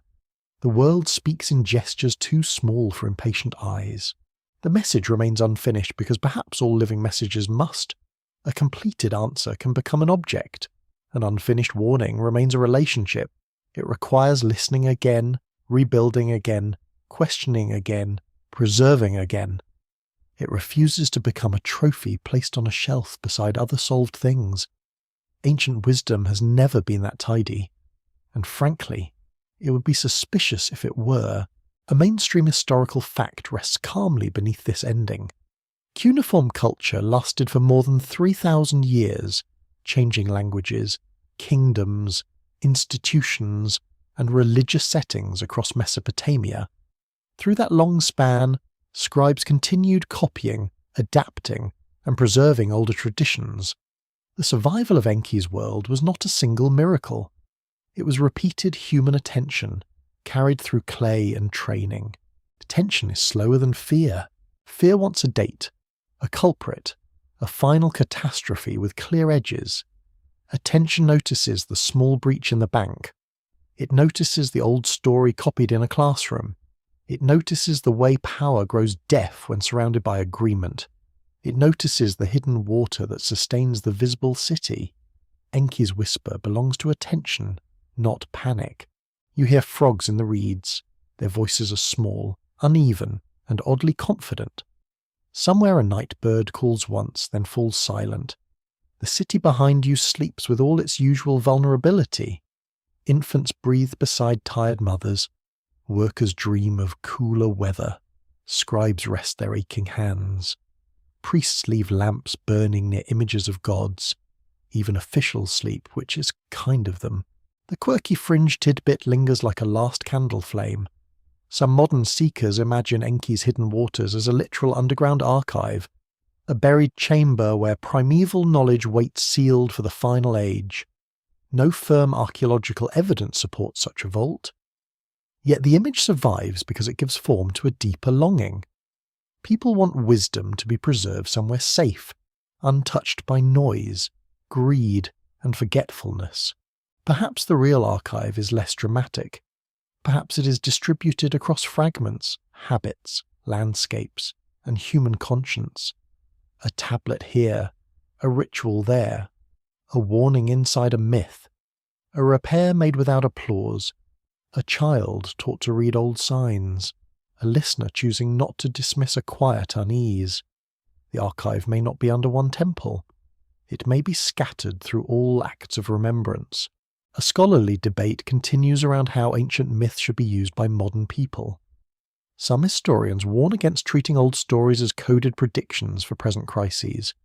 Others argue that myths can still carry ethical insight when read with care. Another approach sees them as cultural memory, not literal forecast, but not empty fiction either. The debate remains open because myth lives between evidence and meaning. You let that openness remain. It is gentler than certainty. The canal breathes in darkness. Its banks hold for now. That phrase matters for now.